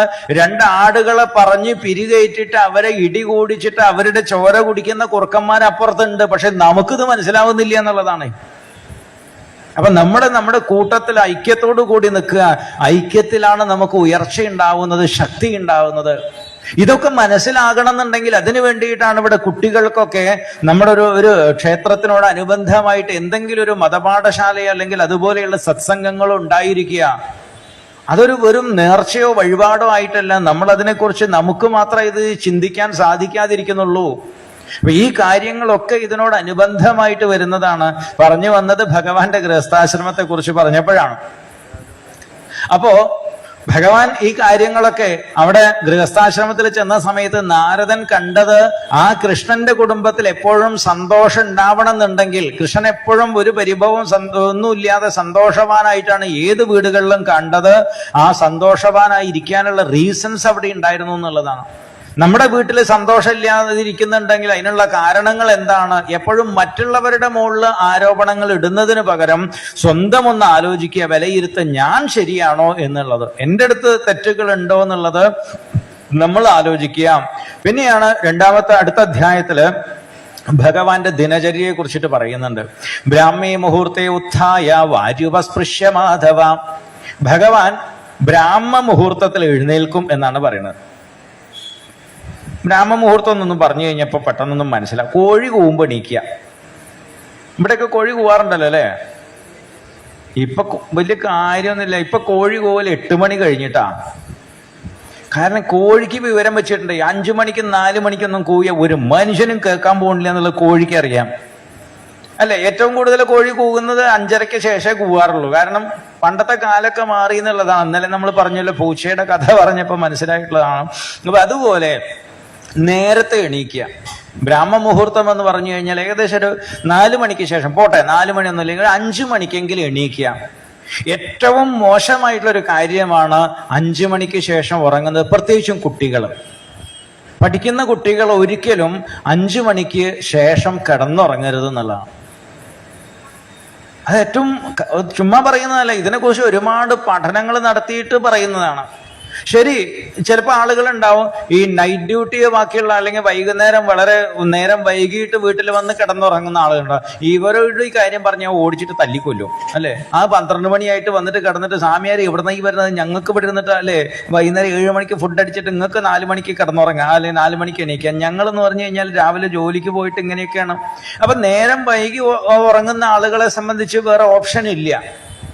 പക്ഷേ അടുത്ത കാലത്ത് ഏകദേശം 1 വർഷമായി തോന്നുന്നുണ്ട്, ഗൾഫിലുള്ള ഒരു ഡോക്ടറുടെ ഒരു വീഡിയോ ഉണ്ടായിരുന്നു. ആ ഡോക്ടറുടെ വീഡിയോയിൽ അദ്ദേഹം പറയുന്നുണ്ട്, ഈ കാർഡിയാക് അറസ്റ്റ് ഏറ്റവും കൂടുതൽ വരുന്നത് വെളുപ്പിന് 3 മണിക്ക് ശേഷമാണെന്ന്. സൈലന്റ് അറ്റാക്ക് എന്ന് പറയും. ഈ സൈലന്റ് അറ്റാക്ക് ഏറ്റവും കൂടുതൽ, അതായത് ഇപ്പോഴത്തെ ഒരു ട്രെൻഡാണല്ലേ ഉറക്കത്തിൽ മരിക്കുക. സൈലന്റ് അറ്റാക്ക് വരുന്നുണ്ട്. ഇത് ഏറ്റവും കൂടുതൽ സംഭവിക്കുന്നത് ഒരു സ്റ്റഡി നടത്തുന്ന സമയത്താണല്ലോ പറയുക. അപ്പൊ ആ സ്റ്റഡിയിൽ ഏറ്റവും കൂടുതൽ ഇതിനുള്ള പോസിബിലിറ്റി പറയുന്നത് വെളുപ്പിന് 3 മണിക്ക് ശേഷമുള്ളൊരു സമയമാണെന്നുള്ളതാണ്. അപ്പൊ അതുകൊണ്ട് അദ്ദേഹം പറയുന്ന ഒരു കാര്യം, നിങ്ങൾ 4 മണിക്ക് ശേഷം, അദ്ദേഹം പറയുന്നത് ഈ ബ്രാഹ്മ മുഹൂർത്തം അദ്ദേഹം അതിലും പറയുന്നുണ്ട്. കാരണം വെറുതെ അല്ല നമ്മുടെ പുരാണങ്ങളിലൊക്കെ ഇങ്ങനെ പറയുന്നത്, ഈ സമയത്തിന് ശേഷം പിന്നെ കിടന്നുറങ്ങരുത് എന്ന് പറയുന്നത് എന്തൊക്കെയോ നേച്ചറുമായിട്ട് കുറെ കണക്ഷൻസ് ഉണ്ട് എന്നാണ് പറയുന്നത്. അപ്പൊ ഏതാണെങ്കിലും ശരി, ഈ സമയത്ത് അദ്ദേഹം പറയുന്നത്, അദ്ദേഹത്തിന് ഇപ്പൊ ഈ നാമജപ ബാക്കിയുള്ളതൊന്നും അതിനെ കുറിച്ചിട്ടൊന്നും അവരുടെ ഫീൽഡല്ല. അദ്ദേഹം പറയുന്നത്, നിങ്ങൾ രാവിലെ എണീറ്റിട്ട് നിങ്ങൾക്ക് വേറൊന്നും ചെയ്യാനില്ലേ, ഒന്ന് നടന്നിട്ട് വരും, ഒരു ജോഗിങ് നടത്തുവോ, നിങ്ങളുടെ ഹെൽത്തിന് നല്ലതാണ്. എന്തെങ്കിലും വർക്കൗട്ട് ചെയ്യുക, അല്ലെങ്കിൽ എന്തെങ്കിലുമൊക്കെ കാര്യം ചെയ്യുമോ. നിങ്ങൾക്ക് ഉറങ്ങണം എന്നുണ്ടെങ്കിൽ നിങ്ങൾ അതിന് ശേഷം വന്ന് ലൈറ്റായിട്ട് എന്തെങ്കിലും കഴിച്ചിട്ട് വീണ്ടും ഉറങ്ങിക്കോളൂ. ഇപ്പൊ ഡ്യൂട്ടിയോ ബാക്കിയൊക്കെ വന്നിട്ട് നിങ്ങൾക്ക് ഉറക്കം ശരീരത്തിന് കിട്ടാത്ത ആളുകളാണെന്നുണ്ടെങ്കിൽ ഉറക്കം ആവശ്യമുണ്ടെങ്കിൽ അതിനുശേഷം നിങ്ങൾ ഉറങ്ങിക്കോളൂ. പക്ഷേ ഈ ഒരു ടൈമിൽ നിങ്ങൾ ഒരിക്കലും ഉറങ്ങരുത് എന്ന് ഒരു ഡോക്ടറാണ് പറയുന്നത്. മെഡിക്കൽ ഡിപ്പാർട്ട്മെന്റിൽ അദ്ദേഹം പറയുന്നത് ഈ സൈലന്റ് അറ്റാക്ക് കാരണം വൈകുന്നേരം കുഴിമന്തിയൊക്കെ അടിച്ചിട്ടാണ് വന്ന് കിടക്കണതേ. പിന്നെ സകലതും ബ്ലോക്ക് ആയില്ലെങ്കിലല്ലേ അത്ഭുതമുള്ളൂ. രാത്രി 11-നും 11:30-ക്കൊക്കെയാണ് അല്ലേ പൊറോട്ടയും അതുപോലെ കുഴിമന്തിയൊക്കെ അടിച്ചിട്ട് വന്ന് കിടക്കണത്. ഈ യന്ത്രതൊന്നും ഒന്ന് നോക്കിയേ, എപ്പോഴെങ്കിലും ഒരു റെസ്റ്റ് ഇതിന് കൊടുക്കുന്നുണ്ടോ? അപ്പൊ സംഗതി അവസാനം ബ്ലാസ്റ്റായി മാറുകയാണ്. അപ്പൊ രാത്രി ലൈറ്റായിട്ടുള്ള ഫുഡ് കഴിക്കണം എന്നൊക്കെ പറയുന്നത് കൊണ്ടാണ്. അപ്പൊ ഈ ബ്രാഹ്മ മുഹൂർത്തം എന്ന് പറയുന്നത് രാവിലെ എഴുന്നേൽക്കുക എന്നുള്ളത് വളരെ പ്രധാനമായിട്ടുള്ളൊരു കാര്യമാണ്. എഴുന്നേറ്റ് കഴിഞ്ഞാൽ അത് വീട്ടിൽ നമ്മൾ ചെയ്യേണ്ട ഒരു കാര്യമാണ്. രാവിലെ എഴുന്നേൽക്കുമ്പോഴേ തുടങ്ങുമല്ലേ, പ്രത്യേകിച്ച് സ്ത്രീകളെ സംബന്ധിച്ച് രാവിലെ എഴുന്നേൽക്കുമ്പോഴേ ഞെട്ടലോട് കൂടിയിട്ട് എഴുന്നേൽക്കുക. ഈശ്വര ദൈവമേ, അപ്പോഴേ വെക്കും തലയിൽ അല്ലേ, അപ്പൊ തലയിൽ കൈവയ്ക്കും. പിന്നെ അന്ന് മുഴുവൻ സ്വന്തം തലയിലും മറ്റുള്ളവരുടെ തലയിലും മുഴുവൻ പ്രശ്നങ്ങൾ ഉണ്ടാക്കും എന്നുള്ളത്. കാരണം ഇത്തിരി നേരം വൈകി. ഈ നേരം വൈകിയോണ്ട് ഇനിയിപ്പോ വൈകുന്നേരം ഇനി സമയമാകുമ്പോഴേക്ക് എന്തൊക്കെയാണ് വേണ്ടത് എന്നുള്ളത് ഒരു പിടിയിൽ. അപ്പോഴാണ് നോക്കുമ്പോൾ അടുക്കളയിൽ പാത്രം 4 അവിടെ കിടക്കുന്നുണ്ടാവും, ബാക്കിയുള്ള ഇത് ചെയ്യുന്നുണ്ടാവും. വൈകുന്നേരം ഇതൊന്നും മുഴുവൻ നോക്കാൻ പറ്റിയില്ല. രാവിലെ നേരത്തെ എണീറ്റിട്ട് ഇതൊക്കെ ശരിയാക്കാന്ന് വിചാരിച്ചിട്ടാണ് കിടന്നിട്ടുള്ളത്. തുടങ്ങിയ അംഗം എന്നുള്ള. അപ്പൊ രാവിലെ പറയുന്നത് എന്താന്ന് വെച്ച് കഴിഞ്ഞാൽ രാവിലെ എഴുന്നേറ്റ് കഴിഞ്ഞാൽ ഒരു 5 മിനിറ്റ് റിലാക്സ് ആയിട്ടിരിക്കുക. ഇത് വൈദ്യശാസ്ത്രം കൂടി പറയുന്നതാട്ടോ ശരിക്കേ അല്ലേ. കുറച്ച് കഴിഞ്ഞാൽ ഇപ്പോഴിപ്പോ മൊത്തം ബാലൻസ് പോയിട്ടിരിക്കുന്നതാണ്. പ്രത്യേകിച്ച് ഇയർ ബാലൻസിന്റെ പ്രശ്നമൊക്കെ പറയുന്നുണ്ട് അല്ലേ. ഒരു 30-35 വയസ്സൊക്കെ കഴിഞ്ഞപ്പോൾ ബാലൻസുകളൊക്കെ പോയി തുടങ്ങുകയാണെന്നുള്ളതാണ്. ഈ ബാലൻസ് കൺട്രോൾ ചെയ്യാൻ വേണ്ടിയിട്ടുള്ള ഒരു കാര്യം പറയുന്നതായിട്ടുള്ളൊരു പ്രശ്നം എന്ന് വെച്ച് കഴിഞ്ഞാൽ അത് പൊതുവെ പറയുന്നുണ്ട്. രാവിലെ എഴുന്നേറ്റ് നമ്മൾ കിടക്കുന്നിടത്ത് നിന്ന് എണീറ്റ് കഴിഞ്ഞാൽ ഉടനെ എണീറ്റ് അങ്ങോട്ടും ഇങ്ങോട്ടും ഓടരുത്. കാരണം ഈ ഒരു സിസ്റ്റം ഒരു വാഹനം ഓടിക്കാൻ പറയുന്ന സമയത്ത് എങ്ങനെയാണ്, വണ്ടി സ്റ്റാർട്ട് ചെയ്ത് 1 മിനിറ്റെങ്കിലും ഒന്ന് റണ്ണിങ്ങിലിടുക അല്ലേ. അതിൻ്റെ ഓയിലൊക്കെ ഒന്ന് സർക്കുലേഷൻ റെഡിയാവാൻ വേണ്ടിയിട്ടാണ്. പഴയ ഡീസൽ വണ്ടി അല്ലെങ്കിൽ ഡീസൽ എഞ്ചിൻ ആണെന്നുണ്ടെങ്കിൽ എന്താണെങ്കിലും ഒരു 5 മിനിറ്റെങ്കിലും പറയുന്നുണ്ട്. അപ്പോൾ ഒരു വാഹനത്തെ കുറിച്ചിട്ട് തന്നെ അതിന്റെ കമ്പനി പറയുന്നത് വെച്ച് കഴിഞ്ഞാൽ നിങ്ങളൊരു 2 മിനിറ്റെങ്കിലും വണ്ടി ഒന്ന് സ്റ്റാർട്ട് ചെയ്ത് റണ്ണിങ്ങിൽ ഇട്ടതിന് ശേഷം ഗിയർ ചെയ്ത് മൂവിലേക്ക് പോവുക. ഇതും അതുപോലെ തന്നെയാണ് അല്ലേ. കിടന്നുറങ്ങി നമ്മുടെ ശരീരം മുഴുവൻ വളരെ ശാന്തമായിട്ട് കിടക്കുകയാണ്. നമ്മൾ പ്രവർത്തിയിലേക്ക് വരുമ്പോൾ ഇതൊന്ന് റണ്ണിങ് കണ്ടീഷനിലേക്ക് വരാൻ വേണ്ടിയിട്ടാണ്. അപ്പൊ അതുകൊണ്ടാണ് പറയുന്നത് എഴുന്നേറ്റ് കുറച്ചു നേരം ഒന്ന് ഇരിക്കുക. അപ്പൊ അതിനെ വളരെ നല്ലൊരു ഭാവനയിലാണ് ഋഷിമാര് കൊടുത്തിട്ടുള്ളത്. അപ്പൊ ഇരിക്കാന്ന് വെച്ച് കഴിഞ്ഞാല് രാവിലെ കയ്യും കാലും ഒന്ന് കഴുകുക, അത്രയും മതി. കയ്യും കാലും മുഖമൊക്കെ കഴുകിയിട്ട് ഒന്ന് സാധിക്കുന്നുണ്ടെങ്കിൽ ചമ്രം പടിഞ്ഞിരിക്കുക എന്നുള്ളതാണ്. ഈ ചമ്രം പടിഞ്ഞിരിക്കുക എന്ന് പറഞ്ഞു കഴിഞ്ഞാൽ ഇപ്പോൾ എളുപ്പമുള്ള കാര്യമൊന്നുമില്ല, കാരണം അത് സാധിക്കാറില്ല. ആ സാധനം നമ്മൾ മറന്നുപോയിട്ടുണ്ട്. അത് പോട്ടെ. അപ്പോൾ ഇനി ഒന്നുകിൽ നിലത്ത്, ഏറ്റവും നല്ലതെന്ന് വെച്ച് കഴിഞ്ഞാൽ നിലത്ത് ചമ്രം പടിഞ്ഞിരിക്കുക. ഇനി അല്ലാന്നുണ്ടെങ്കിൽ കസേരയിലോ എവിടെയെങ്കിലും ഒന്ന് ഇരിക്കുക. ഒരു ലേശം നേരം, ഒരു 5 മിനിറ്റ് എല്ലാം ഒന്ന് കാമാൻ ക്വയറ്റാക്കി വെച്ചിട്ട് നമ്മുടെ പുട്ടുണ്ടാക്കണം, ഇല്ലെങ്കിൽ ബാക്കിയുള്ള കടല വെള്ളത്തിലിട്ടിട്ടുണ്ട് കുതിർന്നുണ്ടാവുമോ, അല്ലെങ്കിൽ അത് ഇനിയിപ്പോൾ അടിച്ചാൽ വേവോ, ഈ ചിന്ത ഒന്നും ഇല്ലാണ്ട് വേണം ഇരിക്കാൻ എന്നുള്ളതാണ്. അങ്ങനെയാണല്ലോ പുരുഷന്മാരെ സംബന്ധിച്ച് ആ ഒരു ചിന്ത രാവിലത്തെ ഒരു വേവലാതി ഇല്ല എന്നുള്ളതാണ്. കാരണം എഴുന്നേറ്റിട്ട് ബാക്കിയുള്ള സ്ത്രീകളെ സംബന്ധിച്ചിട്ടാണ് ഈ രാവിലെയുള്ള വേവലാതികളുള്ളത്. അപ്പൊ ഇത് എത്ര കണ്ട് പ്രായോഗികമെന്ന് പറയാൻ പറ്റില്ല. കാരണം അവിടെ ചെന്നിട്ട് അവിടേക്കാണ്ട് കയറിക്കഴിഞ്ഞാൽ അത് പിന്നെ ഒരു ലോകമാണ് അല്ലേ. അവിടെ ഇതൊന്നും ബാധകമല്ലാത്തൊരു ലോകമാണ്. പോട്ടെ.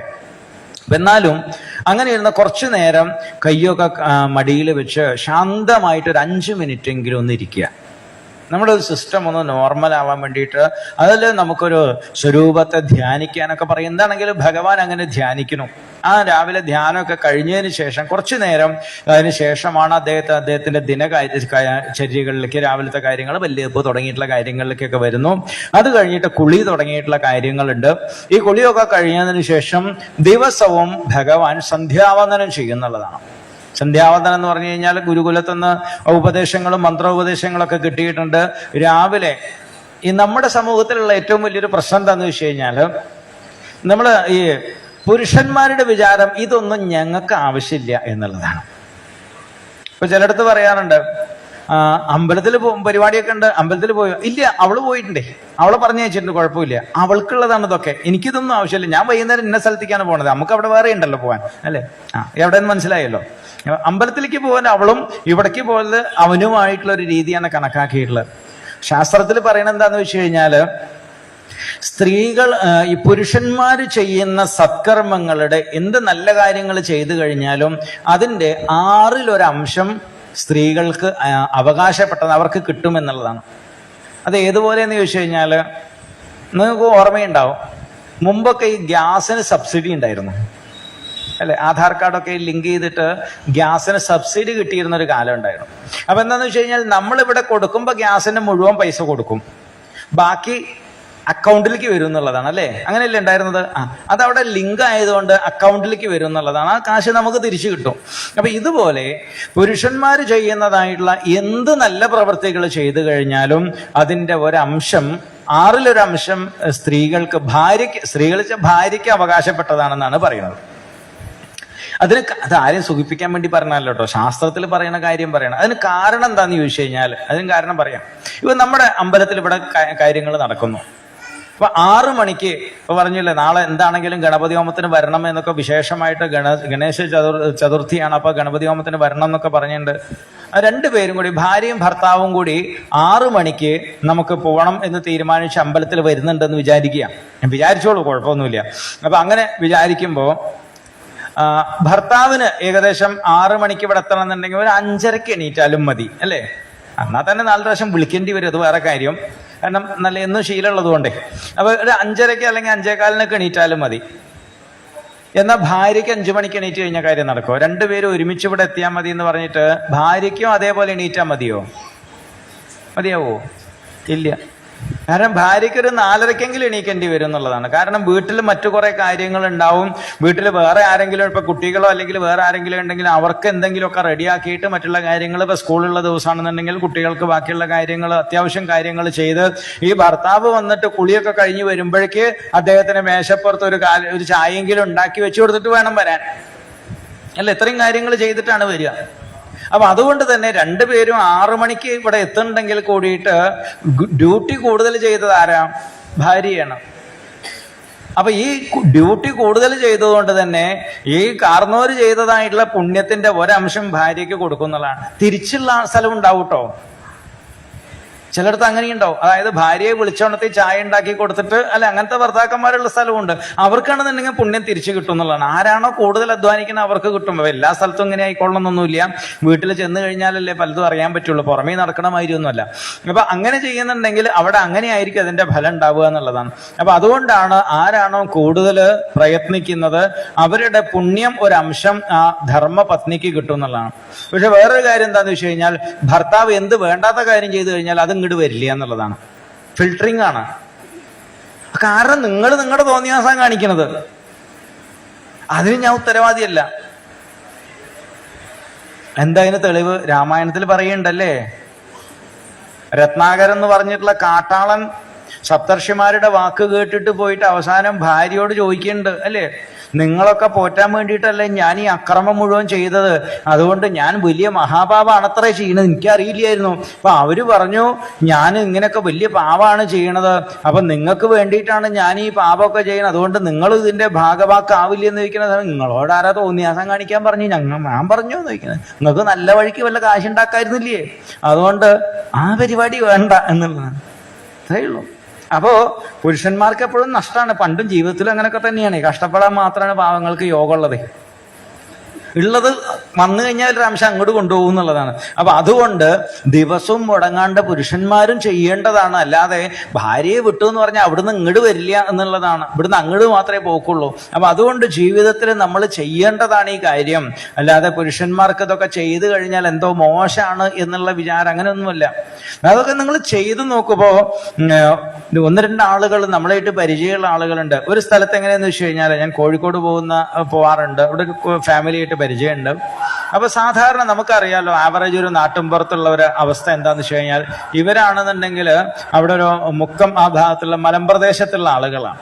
അപ്പൊ സ്വാഭാവികമായിട്ട് രാവിലെ മുതൽ അധ്വാനിക്കുക, ജീവിക്കുക എന്നുള്ളൊരു ചിന്താഗതി അല്ലാണ്ട് വേറെയുള്ള വലിയ ചിന്താഗതി ഒന്നുമില്ല. അപ്പൊ അങ്ങനെ അവിടുത്തെ ആ ഒരു ചേച്ചിയുണ്ട്. ആ ചേച്ചി പതുക്കെ ഈ ലളിതാ സഹസ്രനാമൊക്കെ ജപിക്കാൻ തുടങ്ങി. സ്വാഭാവികമായിട്ട് എന്തായിരിക്കും ഉണ്ടാവുക എന്നുള്ളത് നമുക്കറിയാം. ഈ ജപിക്കാൻ തുടങ്ങിയ സമയത്ത് വീട്ടില് ഭയങ്കര പ്രശ്നം എന്ന് വെച്ച് കഴിഞ്ഞാല് ഇപ്പൊ ചെയ്യണ്ടെന്ന് പറഞ്ഞിട്ട് കാര്യമില്ല. അപ്പൊ ആ സമയത്ത് ന്യൂസ് ഉറക്കെ വെക്കുക, TV വെക്കുക, അല്ലെങ്കിൽ ആ സമയത്ത് ചായ ഉണ്ടോ എന്ന് ചോദിച്ചിട്ട് വീട്ടിൽ, ഇതൊക്കെ എല്ലാ വീട്ടിലും ഉണ്ടാവുമല്ലേ, കാരണന്മാരവിടെ കിടന്ന് ബഹളം വെക്കുന്ന പരിപാടി ഉണ്ടാവും. ഒരു ചായയും തരില്ല, വൈകുന്നേരം ആകുമ്പോൾ ഓരോന്നങ്ങോട്ട് വായിക്കാൻ ഇരുന്നോളും എന്ന് പറഞ്ഞിട്ട് ലോക പുകിലായിരിക്കും. ഇങ്ങനെ അപ്പൊ അവർ ചേച്ചി പറയാ, ഈ കാണുന്നൊന്നല്ല സ്വാമിയെ, എന്തായിരുന്നു അംഗം എന്നറിയോ എന്ന് പറയും. പക്ഷെ എന്താ വ്യത്യാസം എന്ന് ചോദിച്ചു കഴിഞ്ഞാല് കുറച്ചു കാലം കഴിഞ്ഞപ്പോഴേക്കും ഇപ്പൊ ഹസ്ബൻഡ് വിഷ്ണു സഹസ്രനാമവും ലളിതാ സഹസ്രനാമവും കാണാണ്ട് പഠിച്ചു എന്നുള്ളതാണ്. രണ്ടുപേരും ചൊല്ലും. ഭാര്യയ്ക്ക് ഇപ്പോഴും വിഷ്ണു സഹസ്രനാമം കാണാണ്ട് അറിയില്ല, ലളിതാ സഹസ്രനാമം മാത്രമേ അറിയൂ. ഇതിന് എതിരെ പറഞ്ഞിരുന്ന മൂപ്പരിപ്പ് 2 ദിവസം ചൊല്ലി പുറത്ത് ജോലിക്ക് പോണ സമയത്തിന് മുമ്പായിട്ട് ഈ സഹസ്രനാമം ചൊല്ലിയിട്ടേ അദ്ദേഹം പുറത്തേക്ക് ഇറങ്ങൂ എന്നുള്ളതാണ്. അതുപോലെ തന്നെ വേറൊരാളായിട്ട്, ഒരു ചെറുപ്പക്കാരൻ, ഒരു 10-45 വയസ്സുള്ള ഒരാളായിട്ട് ഞാൻ പരിചയപ്പെട്ട ഒരു സാധാരണ മനുഷ്യൻ. അപ്പൊ അയാൾ പറയാ, സ്വാമിജി എനിക്ക് വലിയ വിദ്യാഭ്യാസമോ ബാക്കിയുള്ള കാര്യങ്ങളൊന്നുമില്ല, സാമാന്യ മനുഷ്യനാണ്. പക്ഷെ ഞാനൊരു 10 വർഷമായിട്ട് ലളിതാ സഹസ്രനാമം മുടങ്ങാതെ ജപിക്കുന്ന ഒരാളാണ്. മുടങ്ങാതെ ജപിക്കും. പക്ഷെ ഒരു സത്യമുണ്ട് കേട്ടോ, ഈ പറയുന്നതൊക്കെ വളരെ സത്യമായിട്ടുള്ള കാര്യമാണ്. അതിന് തുടങ്ങിയതിന് ശേഷം, ഒരു കുറച്ചു കാലങ്ങൾക്ക് ശേഷം, ഈ സഹസ്രനാമം അങ്ങനെ ജപിക്കാൻ തുടങ്ങിയതിന് ശേഷം എൻ്റെ ജീവിതത്തിൽ പരാജയം ഉണ്ടായിട്ടില്ല. ഞാൻ എവിടെ ചെന്ന് കഴിഞ്ഞാലും ഏതെങ്കിലും നിലയ്ക്ക് ഞാൻ വിചാരിച്ച കാര്യങ്ങൾ നടക്കാറുണ്ട്.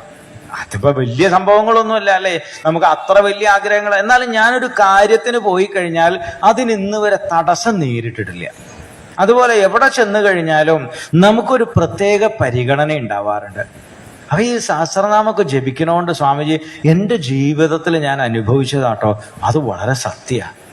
അതിൻ്റെ ഒരു മഹാത്മ്യം, ഒരു മഹിമ എന്ന് പറയുന്നത് ജീവിതത്തിൽ എപ്പോഴും എനിക്ക് തിരിഞ്ഞു നോക്കേണ്ടി വന്നിട്ടില്ല. എൻ്റെ കുടുംബത്തിൽ ഒരു കഷ്ടപ്പാട്, നമ്മൾ ചിലപ്പോൾ ജീവിതത്തിൽ എന്തെങ്കിലുമൊക്കെ പ്രതിസന്ധിയിൽ പെട്ടു എന്ന് നമുക്ക് തോന്നും. ചിലപ്പോൾ അങ്ങനെയുണ്ട്, നമ്മൾ ആകെ കഷ്ടപ്പെടുന്ന ഒരു സിറ്റുവേഷനിൽ വരാറുണ്ട്. പക്ഷെ ഏതെങ്കിലും വഴിക്ക് നമ്മളതിന് റിക്കവർ ആവുന്നത് കാണാം. നമുക്ക് അറിയാൻ പറ്റില്ല നമ്മൾ എങ്ങനെയാണ് അതൊന്ന് കയറി വരുന്നത്. ആ രീതിയിൽ എന്തോ സംതിങ് നമ്മളെ പ്രൊട്ടക്റ്റ് ചെയ്യുന്നു, അല്ലെങ്കിൽ നമ്മുടെ കെയർ ചെയ്യുന്നു എന്നുള്ളതായിട്ടുള്ള ഒരു അനുഭവം നമുക്ക് വരാറുണ്ട് എന്ന് പറയണം. അപ്പൊ ഇതൊക്കെയാണ് ഇതിൻ്റെയൊക്കെ മഹത്വം എന്ന് പറയുന്നത്. ഈ നമ്മൾ എന്തെങ്കിലും ഒരു അനുഷ്ഠാനം ചെയ്യാന്ന് പറഞ്ഞു കഴിഞ്ഞാൽ നമ്മൾ ഏതെങ്കിലും പിന്തിരിപ്പൻ ആശയങ്ങളായിട്ട് വേറെ ഏതോ നൂറ്റാണ്ടിലേക്ക് കൊണ്ടുപോകാനല്ല ഈ പറയുന്നത്. സാധാരണക്കാരായിട്ടുള്ള മനുഷ്യരുടെ അനുഭവങ്ങൾ കൂടി ഉള്ളത് കൊണ്ടാണ് നമ്മുടെ ജീവിതം നന്നാവാൻ വേണ്ടിയിട്ടാണ് ഈ കാര്യങ്ങളൊക്കെ പറയുന്നത്, അല്ലാതെ വേറൊന്നും ഉദ്ദേശിച്ചിട്ടല്ല. അപ്പൊ കൃഷ്ണൻ ദിവസവും ഇതൊക്കെ ചെയ്തിരുന്നു എന്ന് പറഞ്ഞാൽ ഭഗവാൻ ഇത് ആവശ്യം ഉണ്ടായിട്ടല്ല. കൃഷ്ണനെ പോലെ സമാധാനത്തോടുകൂടി സന്തോഷത്തോടുകൂടി ഏത് പ്രതിസന്ധിയുടെ മുമ്പിലും പതറാതെ നിൽക്കണം എന്നുണ്ടെങ്കിൽ ആ ആത്മവീര്യം നമുക്ക് ഉണ്ടാവണമെങ്കിൽ ഇത് നമുക്ക് ഉണ്ടായിരിക്കണം എന്നുള്ളതാണ്. അതിനു വേണ്ടിയിട്ടാണ് ഇതൊക്കെ കാണിച്ചു തരുന്നത്. അതുപോലെ തന്നെ നേരത്തെ പറഞ്ഞു, ദിവസവും ദാനം ചെയ്യും കൃഷ്ണൻ. നമ്മളും അതുപോലെ വേണം എന്നുള്ളതാണ്. കാരണം നമുക്ക് ഈ ആരോഗ്യവും ബുദ്ധിയും എത്ര മൈന്യൂട്ടായിട്ടാണ് ഇതിലൂടെ ഓരോ സിസ്റ്റങ്ങൾ പോയിക്കൊണ്ടിരിക്കണമെന്ന് അറിയാം. ഒന്ന് തല പിടിച്ച് നന്നായിട്ട് കുലിക്കുക, എവിടേക്കാണ് കണക്ഷൻ, വയറ് വിട്ടുപോകുമെന്ന് പറയാൻ പറ്റില്ല. അത്രയും കാര്യമുള്ളൂ നമ്മുടെ, അല്ലേ? നമ്മുടെ ഈ തലച്ചോറ് എന്ന് പറഞ്ഞു കഴിഞ്ഞാൽ ഒരു സൂപ്പർ കമ്പ്യൂട്ടർ ആയിട്ടാണ്. ഓരോ കാര്യം വരുന്ന സമയത്ത് നമ്മൾ അത് കാണുന്നു, തിരിച്ചറിയണോ, നാളത്തെ കാര്യങ്ങൾ ചിന്തിക്കുന്നു. മിനിഞ്ഞാന്ന് കണ്ട ആളെ മറക്കുന്നില്ല, ഇന്നലത്തെയാണ്, ഇന്നത്തെ ഫയലുകളും ഫോൾഡറുകളും ഒക്കെ ആക്കിയിട്ട് ഈ തലച്ചോറിലൂടെ സഞ്ചരിക്കുന്നുണ്ട്. ഇതൊന്ന് കണക്ഷൻ അങ്ങോട്ടും ഇങ്ങോട്ടും മാറിയാൽ നമ്മൾ ഈ പാട്ടും പാടി നടക്കുന്നുള്ളതാണ്. വലിയ വ്യത്യാസമൊന്നുമില്ല. ഇങ്ങനെ നമ്മൾ പാട്ട് പാടുന്നതും അപ്പുറത്ത് പാട്ട് പാടുന്നതും തമ്മിൽ വ്യത്യാസമുണ്ട്. ഇത് ആർക്കെങ്കിലും സംഭവിക്കില്ല എന്ന് പറയാൻ പറ്റുമോ? ഒന്നുമില്ല. എപ്പോ വേണമെങ്കിലും ആവാം. ഇത് ഈശ്വരന്റെ ഒരു അനുഗ്രഹം കൊണ്ട് ഇങ്ങനെ പോവുകയാണ് ചെയ്യണത് ഈ വണ്ടി. അപ്പൊ അതുകൊണ്ട് നമ്മൾ നല്ല രീതിയിൽ അധ്വാനിക്കുന്നു. വേറെ അസുഖങ്ങളോ ബുദ്ധിമുട്ടുകളോ ഒന്നും ഇല്ലാതിരിക്കാൻ വേണ്ടിയിട്ടാണ് ഭഗവാന് ഒരു പ്രാർത്ഥനയായിട്ട്, ഭഗവാനെ കൂടുതലൊന്നും സാധിക്കില്ല, എന്നാലും എൻ്റെ ഒരു 10 രൂപ അത്രയൊക്കെ പറ്റൂ, അല്ലേ, എന്നെ കൊണ്ട് ഇതേ പറ്റുള്ളൂ എന്നുള്ള രീതിയിൽ ഒന്നുകിൽ വീട്ടിലൊരു പൂജാമുറിയിൽ ചെറിയൊരു ഹുണ്ടിക മാതിരി വെക്കുക. എന്നിട്ട് അതിൽ ഇടുക. ഒന്ന് പ്രാർത്ഥിച്ചിട്ട് ജോലിക്ക് പോകുന്നതിന് മുമ്പ്, ഭഗവാനെ ഞാൻ നന്നായിട്ട് അധ്വാനിക്കാൻ തയ്യാറാണ്, നിന്റെ ഒരു അനുഗ്രഹം കൂടി എനിക്ക് ഉണ്ടാവണം എന്നിട്ട് പറഞ്ഞിട്ടൊന്ന് ചെയ്തു നോക്കൂ. ഒരു കൊല്ലം നിങ്ങൾ ചെയ്തു നോക്കൂ. നിങ്ങൾക്ക് അതുകൊണ്ട് നെഗറ്റീവായിട്ടുള്ള ഇമ്പാക്റ്റ് ആണ് ഉണ്ടെന്നുണ്ടെങ്കിൽ ആ പാത്രം എല്ലാം കൂടി കൊണ്ടുപോയിട്ട് എവിടെയെങ്കിലും കളഞ്ഞോളൂ. ഒരിക്കലും നമുക്കൊരു അങ്ങനെയുള്ളൊരു വിഷയം, നമുക്കൊരു പോസിറ്റീവായിട്ടുള്ള എന്തെങ്കിലും ഒരു അനുഭവം ഇല്ലാത്ത ഒരു കാര്യം നമ്മൾ തുടരരുത് എന്നുള്ളതാണ്. ഒരു കൊല്ലം നിങ്ങൾ സഹസ്രനാമം ഏതെങ്കിലും ഒന്ന് ജപിച്ചു നോക്കൂ. നിങ്ങളുടെ വീട്ടിൽ കഷ്ടപ്പാടും പ്രശ്നങ്ങളും കൂടുകയാണ്, നിങ്ങളുടെ മനസ്സിന് അസ്വസ്ഥത കൂടുകയാണെന്നുണ്ടെങ്കിൽ ധൈര്യമായിട്ട് നിങ്ങൾ കൊണ്ടുപോയി അത് കത്തിച്ചു കളഞ്ഞേക്കോ സാധനം. അത്രയും ഉറപ്പുള്ള കാര്യമാണ് ഈ പറയുന്നത്. അപ്പോൾ അങ്ങനെ ചെയ്തു നോക്കുക, നമുക്കതിൻ്റെ മാറ്റങ്ങൾ അറിയാം. എന്നിട്ട് ഏതെങ്കിലും ക്ഷേത്രത്തിലോ മറ്റോ കൊണ്ടുപോയിട്ട്, അല്ലെങ്കിൽ എത്രയോ അതുപോലെ തന്നെ നമുക്ക് ശമ്പളം കിട്ടുമ്പോൾ വല്ലപ്പോഴും ഒക്കെ എന്ത് വേണമെന്ന് ചോദിച്ചു കഴിഞ്ഞാൽ ഏതെങ്കിലും അനാഥാലയങ്ങളോ മറ്റതൊക്കെ ഉണ്ടാവും. അവിടെ കൊണ്ടുപോയിട്ട് പാവങ്ങളായിട്ടുള്ള ആളുകളുള്ള സ്ഥലത്ത് എന്തെങ്കിലും കൊടുക്കുക. എത്രയോ ആളുകൾ, അങ്ങനെയുള്ള ഒരുപാട് സ്ഥലങ്ങളുണ്ട്. നമുക്ക് ഇന്ന് ഈശ്വരന്റെ അനുഗ്രഹം കൊണ്ട് വലിയ കുഴപ്പമില്ലാണ്ട് പോകാനുള്ള ചുറ്റുപാടുകളൊക്കെ ഉണ്ട് അല്ലേ? നാളെ എങ്ങനെ ഉണ്ടാവുമെന്ന് ആർക്കെങ്കിലും പറയാൻ പറ്റുമോ? എത്രയോ ജീവിതത്തിൽ എന്തെല്ലാം അനുഭവങ്ങളാണ് ഓരോരുത്തർക്കും വരുന്നത്. എത്രയോ ആളുകളുടെ അനുഭവങ്ങൾ എന്ന് പറഞ്ഞു കഴിഞ്ഞാൽ ഇപ്പൊ വയനാട് നമ്മൾ കണ്ടു, എത്രയൊക്കെയോ വളർന്നു. ഏതെല്ലാം തരത്തിലുള്ള ആളുകളാണ് ഒരു നിമിഷം കൊണ്ട് തകിടം മറിയാവുന്നതേ ഉള്ളൂ. അപ്പൊ നമ്മൾ എന്ത് ചെയ്യുക? ഉള്ളതിൽ നിന്ന് ഒരു പങ്ക് ഇങ്ങനെയുള്ള കാര്യങ്ങൾക്ക് കൊടുക്കുക. അപ്പൊ അവരുടെ ഒരു പ്രാർത്ഥന ഉണ്ടാവും നമുക്ക്. അതുപോലെ തന്നെയാണ് ഈ പഞ്ചമഹായജ്ഞങ്ങളിൽ വരുന്ന വലിയൊരു കാര്യമാണ്. ഇപ്പൊ ഇന്ന് രാവിലെ അത് ഞാൻ പറയണമെന്ന് വിചാരിച്ചു, പിന്നെ അത് മറന്നുപോയി.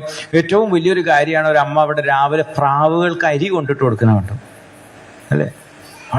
എല്ലാം കൂടി വന്ന് അവിടെ നിന്ന് വലിയൊരു കാര്യമാണ് അല്ലേ?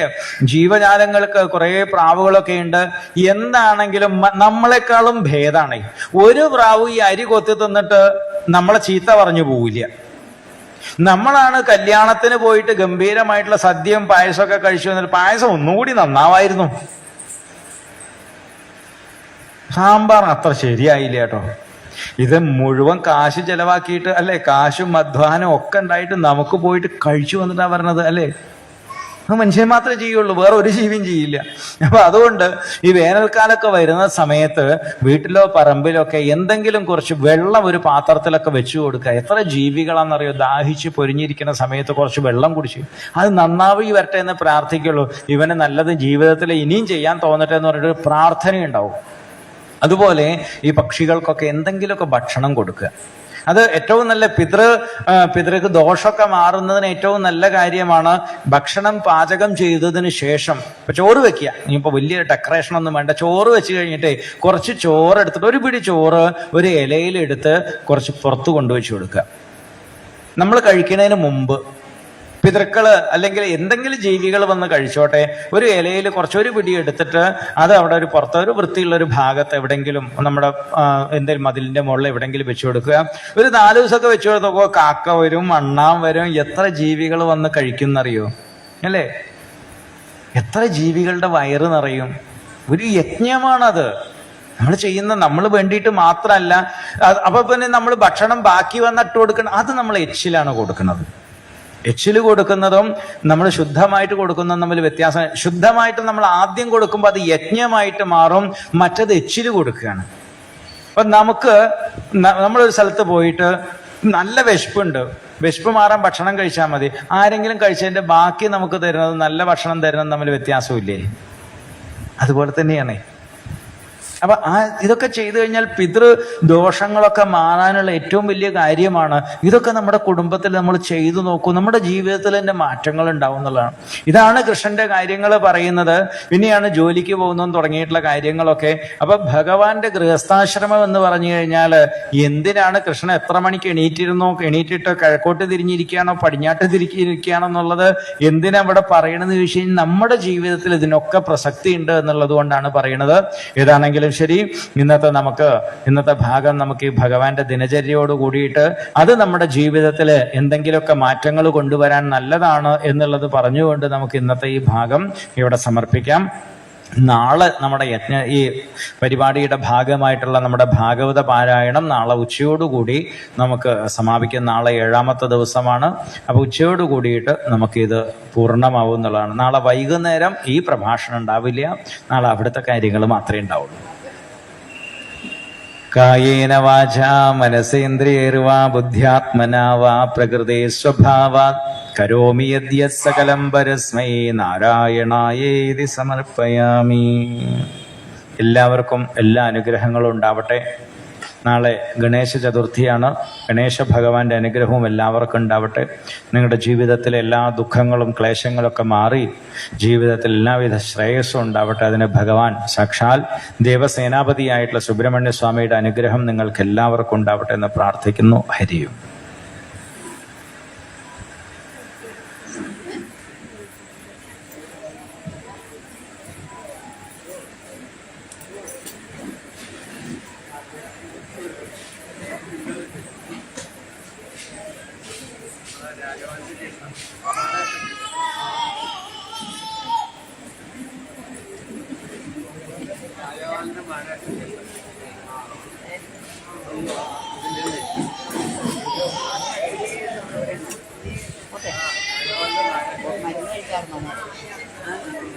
ഭക്ഷണം